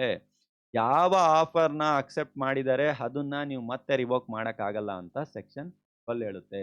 ಎನಿಹೌ ಕನ್ನಡ ಮೀಡಿಯಂನವರಿಗೆ ಮತ್ತೆ ಹೇಳಬೇಕು ಅಂತಂದ್ರೆ ಸೇಮ್ ಥಿಂಗ್ ಕನ್ನಡ ಮೀಡಿಯಂನವರಿಗೆ 3 ತರ ಬರುತ್ತೆ ಸರ್. 4 ತರ ಆಫರ್‌ನ ನೀವು ರಿಜೆಕ್ಟ್ ಮಾಡ್ಕೊಳ್ಬಹುದು. 1 ಅವನ ಸಂವಹನದಿಂದ ಕಮ್ಯುನಿಕೇಷನ್‌ನಿಂದ. 2 ಸಮಯ ಮುಗ್ದೋತು ಅಂತ. 3ನೇದು ಅವನು ಏನ್ ಷರತ್ತು ಮಾಡ್ಕೊಂಡಿದ್ದಾನೆ ವೈಫಲ್ಯದಿಂದ. 4 ಅವನು ಸತ್ತು ಹೋದ ಅಥವಾ ಹುಚ್ಚನಾದ. ಸೆಕ್ಷನ್ ಎಷ್ಟು ಕೆಳಗಡೆ ಇದೆ ಸೆಕ್ಷನ್ 10ನ ಪ್ರಕಾರ. ಯಾವ್ಯಾವ ಮೋಡ್ಸು ಅಂತಂದ್ರೆ ಎಕ್ಸ್‌ಪ್ರೆಸ್‌ಲಿ ಆಗಿರಬಹುದು. ಅಥವಾ ಸೂಚಿತವಾಗಿ ಅಂತಂದ್ರೆ ಗೊತ್ತಾಗ್ದಂಗೆ ಹೇಳುವಂಥದ್ದಾಗಿರ್ಬೋದು ಅಥವಾ ಸೂಚಿತ ಹಿಂತೆಗೆದುಕೊಳ್ಳುವುದು. ಏನು ಕೂಡ ಹೇಳಲ್ಲ ಬಟ್ ಇಂಪ್ಲೈಡ್‌ಲಿ ಆಗುತ್ತೆ. ಕೌಂಟರ್ ಆಫರ್, ಕ್ರಾಸ್ ಆಫರ್ ಅಂತ ಅದರಿಂದ ಆಗಿರ್ಬೋದು. ಸಾವನ್ನಪ್ಪಿದ್ರೆ ಹುಚ್ಚನಾಗಿದ್ದು. ಅದೇ ಹಿಂತೆಗಳು ಪರಿಣಾಮಗಳು ಏನೇನಾಗುತ್ತೆ, ಎಫೆಕ್ಟ್ಸ್‌ಗಳು ಏನೇನಾಗುತ್ತೆ ಅಂತಂತಂದ್ರೆ ರದ್ದತಿನ ಹಿಂತೆಗೆದುಕೊಳ್ಳಕ್ಕಾಗಲ್ಲ. ಒಂದ್ಸಲ ಅಕ್ಸೆಪ್ಟ್ ಮಾಡಿಸ್ಕೊಂಡ ಅಂತಂದ್ರೆ ಮುಗ್ದೋತು. ಅದನ್ನ ಆಫರ್ ಮತ್ತೆ ಹಿಂತೆಗೆದುಕೊಳ್ಳಕ್ಕಾಗಲ್ಲ ಅಂತ ಕನ್ನಡ ಮೀಡಿಯಂನವರಿಗೆ. ವೆಲ್ ಒಂದು ರೌಂಡು ನಾವೇನು ಓದಿದ್ವಿ ಅಂತ ಕ್ವಿಕ್ ರಿವಿಷನ್ ಮಾಡ್ಕೊಂಡು ಬರೋಣ. ನಾನು ಜಸ್ಟ್ ಪೇಜ್‌ಗಳನ್ನು ತೋರಿಸ್ತಾ ಹೇಳ್ತಾ ಬರ್ತೀನಿ. ಯಾಕಂದ್ರೆ ಆಲ್ರೆಡಿ ಲಾಟ್ಸ್ ಆಫ್ ಟೈಮ್ ಆಗಿದೆ. ತುಂಬಾ ಟೈಮಿಂದ ಈ ಕ್ಲಾಸಸ್‌ನ ತಗೊಳ್ತಾ ಇದ್ದೀವಿ. ಹಾಗೆ ತುಂಬಾ ಇಂಪಾರ್ಟೆಂಟ್ ಇದೆ. ಸೊ ನಮ್ಮ ಪ್ರತಿ ಕ್ಲಾಸಸ್‌ಗಳು ಇದೇ ರೀತಿ ಕಂಡಕ್ಟ್ ಮಾಡ್ತೀವಿ ನಾವು. ಸರ್ ನೋಡಿ ನಾವು ಫಸ್ಟ್ ಸ್ಟಾರ್ಟ್ ಮಾಡಿದ್ವಿ ಡೆಫಿನೇಷನ್ ಇದು ಏನೇನು ಸಿಲೆಬಸಲ್ಲಿ ಕೊಟ್ಟಿದ್ದಾರೆ ಅಂತ. ಆಫರ್ ಅಂದ್ರೆ ಏನು ಅಂತ ನೀವು ಅರ್ಥ ಮಾಡ್ಕೊಂಡ್ರಿ. ಸೆಕ್ಷನ್ 2 ದಲ್ಲಿ ಹೇಳ್ತಾರೆ ಒಬ್ಬ ವ್ಯಕ್ತಿ ಇನ್ನೊಬ್ಬ ವ್ಯಕ್ತಿಗೆ ಹೌದು ಅಂತ ಅನ್ನು, ಇಲ್ಲ ಅಂತ ಅನ್ನು ಅನ್ನುವಂತ ಒಂದು ಆಫರ್ ಕೊಡುವಂಥದ್ದು. ಆಫರಿ ಅಂದ್ರೆ ಏನಂತ ನೋಡಿದ್ವಿ. ಆಫರರ್ ಅಂದ್ರೆ ಏನಂತ ನೋಡಿದ್ವಿ. ಅದರಲ್ಲಿ ಅವಶ್ಯಕಾಂಶಗಳು ಮತ್ತೆ ಫ್ಯೂಚರ್ಸ್‌ಗಳನ್ನು ನೋಡ್ಬೇಕಾದ್ರೆ ಒಂದು ಎಕ್ಸ್‌ಪ್ರೆಸ್‌ಲಿ ಆರ್ ಇಂಪ್ಲೈಡ್‌ಲಿ ಆಗಿರಬೇಕು. 2ನೇದು ಅದರಲ್ಲಿ ಕಾನೂನುಬದ್ಧ ಸಂಬಂಧ ಇರಬೇಕು. 3ನೇದು ಅದು ಡೆಫಿನೆಟ್ ಆಗಿ ಕ್ಲಿಯರ್ ಕಟ್ ಆಗಿರಬೇಕು. 4ನೇದು ಇನ್ವಿಟೇಷನ್ ಆಫರು ಮತ್ತೆ ಆಫರು 2 ಕೂಡ ಡಿಫರೆನ್ಸ್ ಏನು ಅಂತ ಅರ್ಥ ಮಾಡ್ಕೊಂಡ್ವಿ. 5ನೇದು ಸ್ಪೆಸಿಫಿಕ್ ಆಫರ್ ಮತ್ತೆ ಜನರಲ್ ಆಫರ್‌ಗೆ ಇರುವಂತ ಡಿಫರೆನ್ಸ್ ಏನಂತ ಅರ್ಥ ಮಾಡ್ಕೊಂಡ್ವಿ. 6ನೇದು ಕೊಡುವಂತ ಆಫರ್ ಏನಿದೆ ಅದು ಕರೆಕ್ಟಾಗಿ ಕಮ್ಯುನಿಕೇಟ್ ಆಗಿರಬೇಕು. ಯಾರು ತೆಗೆದುಕೊಳ್ತಾ ಇದ್ದಾನೆ ಅನ್ನೋದನ್ನ ನೋಡಿದ್ವಿ. ಅದಾದ್ಮೇಲೆ next terms and condition must and should ಅದ್ರಲ್ಲಿ ಇರಬೇಕು ಅಂತ ನೋಡಿದ್ವಿ. ಅದಾದ್ಮೇಲೆ ಕ್ರಾಸ್ ಆಫರ್ ಅಂದ್ರೆ ಏನು, ಅದ್ರ ಡಿಫರೆನ್ಸ್ ಏನಂತ ನೋಡಿದ್ವಿ. ವೆಲ್ ಅದಾದ್ಮೇಲೆ ರಿವೋಕೇಷನ್ ಆಫ್ ಆಫರ್ ಅಂತ ಏನಿದೆ ಅದ್ರಲ್ಲಿ ಟೋಟಲ್ ಆಗಿ 4 ಪಾಯಿಂಟ್ ನಾವು ಕನ್ಸಿಡರ್ ಮಾಡಿದ್ವಿ. ಒಂದು ರಿವೋಕೇಷನ್ ಆಗ್ಬೇಕಾದ್ರೆ ಬೈ ನೋಟಿಸ್ ಇಂದ ಮಾಡಬಹುದು, ಟೈಮ್ ಮುಗ್ದೋದ್ರೆ ಮಾಡಬಹುದು, ಕಂಡೀಷನ್ ಸರಿಯಾಗಿಲ್ಲ ಅಂದ್ರೆ ಮಾಡಬಹುದು. ಸೆಕ್ಷನ್ 10ನ ಪ್ರಕಾರ ಸತ್ತೋದ್ರೆ ಅಥವಾ ಹುಚ್ಚನಾದ್ರೆ ಮಾಡಬಹುದು ಅಂತ ಓದಿದ್ವಿ. ಆಮೇಲೆ ಮೋಡ್ಸ್ ಆಫ್ ರಿವೋಕೇಷನ್ ಅನ್ನೋದ್ರಲ್ಲಿ ಎಕ್ಸ್‌ಪ್ರೆಸ್‌ಲಿ, ಇಂಪ್ಲೈಡ್‌ಲಿ ಅಥವಾ ಕೌಂಟರ್ ಆಫರ್ ಅನ್ನು ಕೊಟ್ಬಿಟ್ಟು ಮಾಡಬಹುದು ಅಂತ ನೋಡಿದ್ವಿ. ಎಫೆಕ್ಟ್ಸ್ ಏನಾಗುತ್ತೆ ಅಂತ ನೋಡಿದ್ರೆ 2 ಆಗಿದೆ. ಒಂದು ರಿವೋಕ್ ಮಾಡಿದಂಥದ್ದನ್ನ ಮತ್ತೆ ವಿತ್‌ಡ್ರಾನ್ ಮಾಡಕ್ಕಾಗಲ್ಲ. ಇನ್ನೊಂದು ಆಫರ್ ಅಕ್ಸೆಪ್ಟ್ ಮಾಡಿದಾನೆ ಅದ್ರಲ್ಲಿ ಕ್ಲೋಸ್ ಆಯ್ತು ಅಂತ ನೋಡಿದ್ವಿ. ಸೆಕ್ಷನ್ ಸಮೇತ ಕೊಟ್ಟಿದ್ದೀವಿ. ಎಕ್ಸಾಮಲ್ಲಿ ಟ್ರೈ ಮಾಡಿ ಸೆಕ್ಷನ್ ಸಮೇತ ಬರೆಯಕ್ಕೆ. ವೆಲ್ ಇದಿಷ್ಟು ಇವತ್ತಿನ ಕ್ಲಾಸ್ ಆಗಿದ್ದಲ್ಲಿ ನಿಮಗೇನಾದ್ರೂ ನಡೀತಾ ಇರುವಂಥ ಕ್ಲಾಸಸ್‌ಗಳು ಕ್ಲಿಯರ್ ಆಗಿ ನಡೀತಾ ಇದೆ ಮತ್ತೆ ಅರ್ಥ ಮಾಡ್ಕೊಳ್ಳುವ ರೀತಿಯಲ್ಲಿದೆ. ಈ ರೀತಿ ಪಾಠ ಆದ್ರೆ ತುಂಬಾ ಚೆನ್ನಾಗಿ ಅರ್ಥ ಆಗುತ್ತೆ ಸಬ್ಜೆಕ್ಟ್ಸ್‌ಗಳು, ಎಲ್ಲಾ ಸಬ್ಜೆಕ್ಟ್ಸ್‌ಗಳು ಅಂತಂದ್ರೆ, ನಮ್ಮಲ್ಲಿ ಎಲ್ಲಾ ಸೆಮಿಸ್ಟರ್‌ಗೂ 5 year LLB, 3 year LLB, backlog ಸಬ್ಜೆಕ್ಟ್ಸ್‌ಗಳಿಗೆ ಕೆಳಗಡೆ ಇರುವಂಥ ಎಲ್ಲಾ ಫೆಸಿಲಿಟೀಸ್ ಜೊತೆ ನಾವು ಅರ್ಥ ಮಾಡ್ಸಿದೀವಿ. ಇದನ್ನೆಲ್ಲದನ್ನು ಕೂಡ ನಾನು ನೆಕ್ಸ್ಟ್ ಸ್ಲೈಡಲ್ಲಿ ಎಕ್ಸ್‌ಪ್ಲೇನ್ ಮಾಡ್ತೀನಿ. ಇಲ್ಲಿ ಜಸ್ಟ್ ಒಂದು ಸಬ್ಜೆಕ್ಟ್ಸ್‌ಗಳು ಶೋ ಮಾಡಿರೋದು. ಎಲ್ಲಾ ಸಬ್ಜೆಕ್ಟ್ಸ್‌ಗಳು ನಮ್ಮ ಹತ್ರ ಇದೆ. Legal subjects, BA, BCom, BA LLB ಎಲ್ಲಾ ಸಬ್ಜೆಕ್ಟ್ಸ್‌ಗಳಿದೆ. ಸೆಮ್ ವೈಸ್ ಪ್ಯಾಕೇಜ್‌ಗಳನ್ನ ಕೊಡ್ತಾ ಇದೀವಿ ಕಂಪ್ಲೀಟ್ ಆಗಿ. ಅರ್ಥ ಆಯ್ತಾ? ನಿಮ್ಮ ಸೆಮಿಸ್ಟ್ರಿಗೆ ಬರುವಂಥ ಎಲ್ಲಾ ಸಬ್ಜೆಕ್ಟ್ಸ್‌ಗಳು ಸೇರ್ಬಿಟ್ಟು ಕೊಡ್ತಾ ಇದೀವಿ. ಇನ್ಕ್ಲೂಡ್ ಬಿ.ಎನ್.ಎಸ್ ಹೊಸ ಸಿಲೆಬಸ್ ಅಂತೇನು ತಲೆ ಕೆಡಿಸ್ಕೊಬೇಡಿ. ಬಿ.ಎನ್.ಎಸ್ ಪ್ಲೇ ಲಿಸ್ಟ್ ಕೂಡ ನಮ್ಮಲ್ಲಿ ಆಲ್ರೆಡಿ ನಾವು ಅಪ್ಲೋಡ್ ಮಾಡಿದೀವಿ. ಸ್ವಲ್ಪ ಬೇಸಿಕ್‌ನ ಡೆಮೋಗೋಸ್ಕರ ಅಂತ ನೀವು ನೋಡ್ಕೊಳ್ಳಿ. 5 ಇಯರ್ ಎಲ್-ಎಲ್-ಬಿ ಅವರಿಗೂ ಕೂಡ ಕಂಪ್ಲೀಟ್ ಆಗಿ ಸಬ್ಜೆಕ್ಟ್ಸ್‌ಗಳಿದೆ. ಜಸ್ಟ್ ಒಂದೊಂದೆರಡು ಸ್ಲೈಡ್‌ಗಳಷ್ಟೇ ಹಾಕಿರೋದು.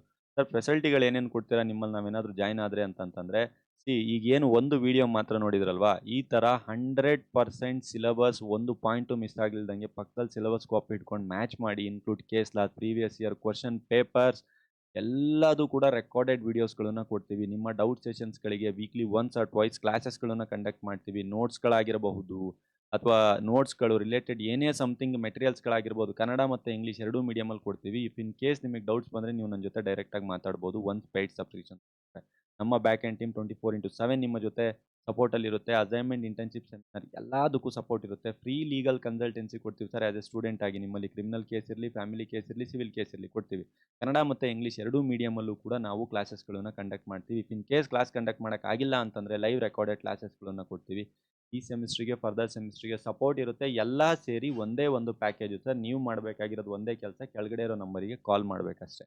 ಸೊ ಅಪಾರ್ಟ್ ಫ್ರಮ್ ದಿಸ್ ಇನ್ನೇನಾದ್ರೂ ನಮ್ಮನ್ನು ಕಾಂಟ್ಯಾಕ್ಟ್ ಮಾಡಕ್ಕೆ ಏನೇನು ಆಪ್ಷನ್ ಇದೆ ಸರ್ ಬೇರೆ ಬೇರೆ ಅಂತಂತಂದ್ರೆ ಖಂಡಿತವಾಗ್ಲೂ ಫಸ್ಟ್ ಥಿಂಗ್ ನಾನು ಪ್ರಿಯಾರಿಟಿ ಹೇಳೋದಷ್ಟೇ ಒಂದು ಕಾಲ್ ತಗೊಳ್ಳಿ. ಎಲ್ಲ ಅರ್ಥ ಆಗುತ್ತೆ ನಿಮಗೆ. ವಾಟ್ಸ್ಆ್ಯಪ್, ಟೆಲಿಗ್ರಾಮ್, ಇನ್ಸ್ಟಾ, ಫೇಸ್ಬುಕ್ ಆಯ್ತಾ? ವೆಬ್ಸೈಟ್, ಆ್ಯಪ್ ಎಲ್ಲದರಲ್ಲೂ ಕೂಡ ನಾವಿದ್ದೀವಿ. ಸರ್ ಒಂದು ಸ್ವಲ್ಪ ಏನಾದರೂ ಡೆಮೋ ತೋರಿಸಿ ಯಾವ್ಯಾವ ರೀತಿ ನೀವು ಸ್ಟಾಕ್ ಇಟ್ಕೊಂಡಿದ್ದೀರಾ ನಿಮ್ಮಲ್ಲಿರುವಂಥ ಸ್ಟಾಕ್ ಅಂತಾರಲ್ಲ ಈಗ ಜಸ್ಟ್ ಲೈಕ್ ಆಫರ್ ಕೊಡ್ತಾರೆ ಅಂತಾರಲ್ವಾ ಆ ಥರ. ಇದು ಆಫರ್ ಅನ್ನೋದಕ್ಕಿಂತ ಇನ್ವಿಟೇಷನ್ ಆಫರ್ ಅಂತ ಅನ್ಕೊಳ್ಳಿ. ಸೊ ನೋಡಿ ಈ ಥರ ನಾವು ಕೊಡ್ತಾ ಇರುವಂಥ ಒಂದು ಇನ್ವಿಟೇಷನ್ ಟು ಆಫರ್ ಅಂತ ಅನ್ಕೊಳ್ಳಿ ನಮ್ಮ ಕಾನೂನಿನ ಭಾಷೆಯಲ್ಲಿ. ಸೊ ಅದಾದ್ಮೇಲೆ ನಿಮ್ಮ ನೋಟ್ಸ್‌ಗಳು ಅಂತ ಏನಾದ್ರು ಬಂದ್ರೆ ಪ್ರೀವಿಯಸ್ ಇಯರ್ ಕ್ವೆಷನ್ ಪೇಪರ್ಸ್‌ಗಳನ್ನ ಈ ಥರ ಕೊಟ್ಟು ಇದ್ರ ಮೇಲೆ ಕ್ಲಾಸಸ್‌ಗಳನ್ನ ಕಂಡಕ್ಟ್ ಮಾಡ್ತೀವಿ ನಾವು. ಇದು ಕೂಡ ಇದರಲ್ಲೇ ನೀವು ತೆಗೆದುಕೊಳ್ಳುವಂಥ ಪ್ಯಾಕೇಜಲ್ಲೇ ಇನ್ಕ್ಲೂಡ್ ಆಗಿರುತ್ತೆ. ಇದ್ರ ಬಗ್ಗೆ ಡೀಪ್ ಎಕ್ಸ್‌ಪ್ಲನೇಷನ್ ನಾವು ಕೆಳಗಡೆ ಕೊಟ್ಟಿದ್ದೀವಿ. ಇನ್ನೊಂದ್ಸಲ ನೋಡ್ಕೊಳ್ಳಿ. ನೋಟ್ಸ್‌ಗಳು ಅಂತ ಬಂತಂದ್ರೆ ಇಂಗ್ಲೀಷ್ ಮೀಡಿಯಂನವರಿಗೆ ಈ ರೀತಿ ನೋಟ್ಸ್‌ಗಳನ್ನ ಕ್ಲಿಯರ್ ಕಟ್ ಆಗಿ ಪಿಕ್ಚರ್ ವೈಸ್ ಆಗಿ ಕೊಟ್ಟಿರ್ತೀವಿ. ಸೇಮ್ ಇಂಗ್ಲೀಷ್ ಮೀಡಿಯಂನವ್ರು ಏನು ಓದ್ತಾರೆ ಅದನ್ನೇ ಕನ್ನಡ ಮೀಡಿಯಮಲ್ಲೂ ಕೂಡ ಕ್ಲಿಯರ್ ಕಟ್ ಆಗಿ ಪಿಕ್ಚರ್ ವೈಸ್ ಅಲ್ಲಿ ಈ ರೀತಿ ನಾವು ಕೊಟ್ಟಿರ್ತೀವಿ. ಇದಿಷ್ಟಾದ್ಮೇಲೆ ನಿಮಗೆ ಯೂನಿಟ್ಸ್‌ಗಳ ವೈಸ್ ಆಗಿ ಸಪರೇಟ್ ಆಗಿ ಪ್ರತಿ ಯೂನಿಟುನು ಕೂಡ ಈ ರೀತಿ ಕ್ಲಾಸಸ್‌ಗಳನ್ನ ಇದೆಲ್ಲ ನಿಮಗೆ ಅಕ್ಸೆಸ್ ಸಿಗುತ್ತೆ ಒನ್ಸ್ ನೀವು ಪೇಯ್ಡ್ ಸಬ್ಸ್ಕ್ರಿಪ್ಷನ್ ತಗೊಂಡ್ರೆ. ಓಕೆ ಇದಿಷ್ಟು ನಾವು ಹೇಳಬೇಕಾಗಿದ್ದಂಥ ಬೇಸಿಕ್ ಇಂಟ್ರೊಡಕ್ಷನ್ ನಾವು ಏನೇನು ಕ್ಲಾಸಸ್ ಕಂಡಕ್ಟ್ ಮಾಡ್ತೀವಿ ಇದ್ರ ಬಗ್ಗೆ ಡೀಪ್ ಆಗಿರುವಂಥದ್ದು ನಿಮಗೆಲ್ಲ ಅರ್ಥ ಆಗಬೇಕು ಅಂತಂದ್ರೆ ನೀವು ಜಸ್ಟ್ ಮಾಡಬೇಕಾಗಿರೋದು ಒಂದೇ ಕೆಲಸ. ವೆರಿ ಸಿಂಪಲ್ ಏನು ಅಂತಂತಂದ್ರೆ ಕೆಳಗಡೆ ಕಾಣ್ತಾ ಇರುವಂಥ ಒಂದು ನಂಬರ್‌ಗೆ ನೀವು ಕಾಂಟ್ಯಾಕ್ಟ್ ಮಾಡಿ. ಜಸ್ಟ್ ಅಟೆಂಡೆನ್ಸ್ ಶೀಟು ನಮ್ಮಲ್ಲಿ ಆನ್‌ಲೈನ್ ಕ್ಲಾಸಸ್ ನಡೆದಿದ್ದು ಅನ್ನೋದನ್ನ ಡೆಮೋಗೆ. ಸರ್ ಹೇಗೆ ಜಾಯಿನ್ ಆಗಬೇಕು ಅಂತೇಳಿ ನೀವು ಕೇಳಿದರೆ, ನೀವು ನೋಡ್ತಾ ಇರುವಂಥ ಪ್ರತಿ ಪೇಜಲ್ಲೂ ಕೂಡ ನಮ್ಮ ಕಾರ್ನರಲ್ಲಿ ಕಾಂಟ್ಯಾಕ್ಟ್ ನಂಬರ್‌ಗಳಿದೆ. ಒಂದು ಕಾಲ್ ಮಾಡ್ಕೊಳ್ಳಿ ಸರ್. ನಮ್ಮ ಟೀಮ್‌ನವರು ಇನ್ನೂ ಏನೇ ಡೌಟ್ಸ್‌ಗಳಿದ್ರು ಎಲ್ಲದನ್ನೂ ಕ್ಲಾರಿಫೈ ಮಾಡಿ ನಿಮಗೆ ಎಷ್ಟೆಷ್ಟು ಫೀಸ್ ಸ್ಟ್ರಕ್ಚರ್ ಎಲ್ಲದೂ ಕೂಡ ಹೇಳ್ತಾರೆ. ಎನಿಹೌ ಇಷ್ಟು ಪೇಷನ್ಸ್ ಆಗಿ ಇಷ್ಟು ಕ್ಲಿಯರ್ ಆಗಿ ನೀವು ನೋಡಿದ್ದಕ್ಕೆ ನಮ್ಮ ಕಡೆಯಿಂದ ಒಂದು ಸಲ ಥ್ಯಾಂಕ್ ಯು ವೆರಿ ಮಚ್. ನಿಮ್ಮ ಫ್ರೆಂಡ್ ಸರ್ಕಲಿಗೆ ಶೇರ್ ಮಾಡಿಕೊಂಡು ಅವರಿಗೂ ಕೂಡ ಅರ್ಥ ಮಾಡಿಸಿ ಎಷ್ಟು ಸಿಂಪಲ್ ಆಗಿದೆ ಸಬ್ಜೆಕ್ಟು ಅಂತ ಜಾಸ್ತಿ ಕಾಂಪ್ಲಿಕೇಟೆಡ್ ಮಾಡ್ಕೊಂಡಿರ್ತಾರೆ. ಇದಿಷ್ಟು ಹೇಳ್ತಾ ಈ ವಿಡಿಯೋನ ನಾನು ಕ್ಲೋಸ್ ಮಾಡ್ತಾ ಇದ್ದೇನೆ. Thank you very much from ನಮ್ಮ ಕಾನೂನು ಲಾ ಅಕಾಡೆಮಿ.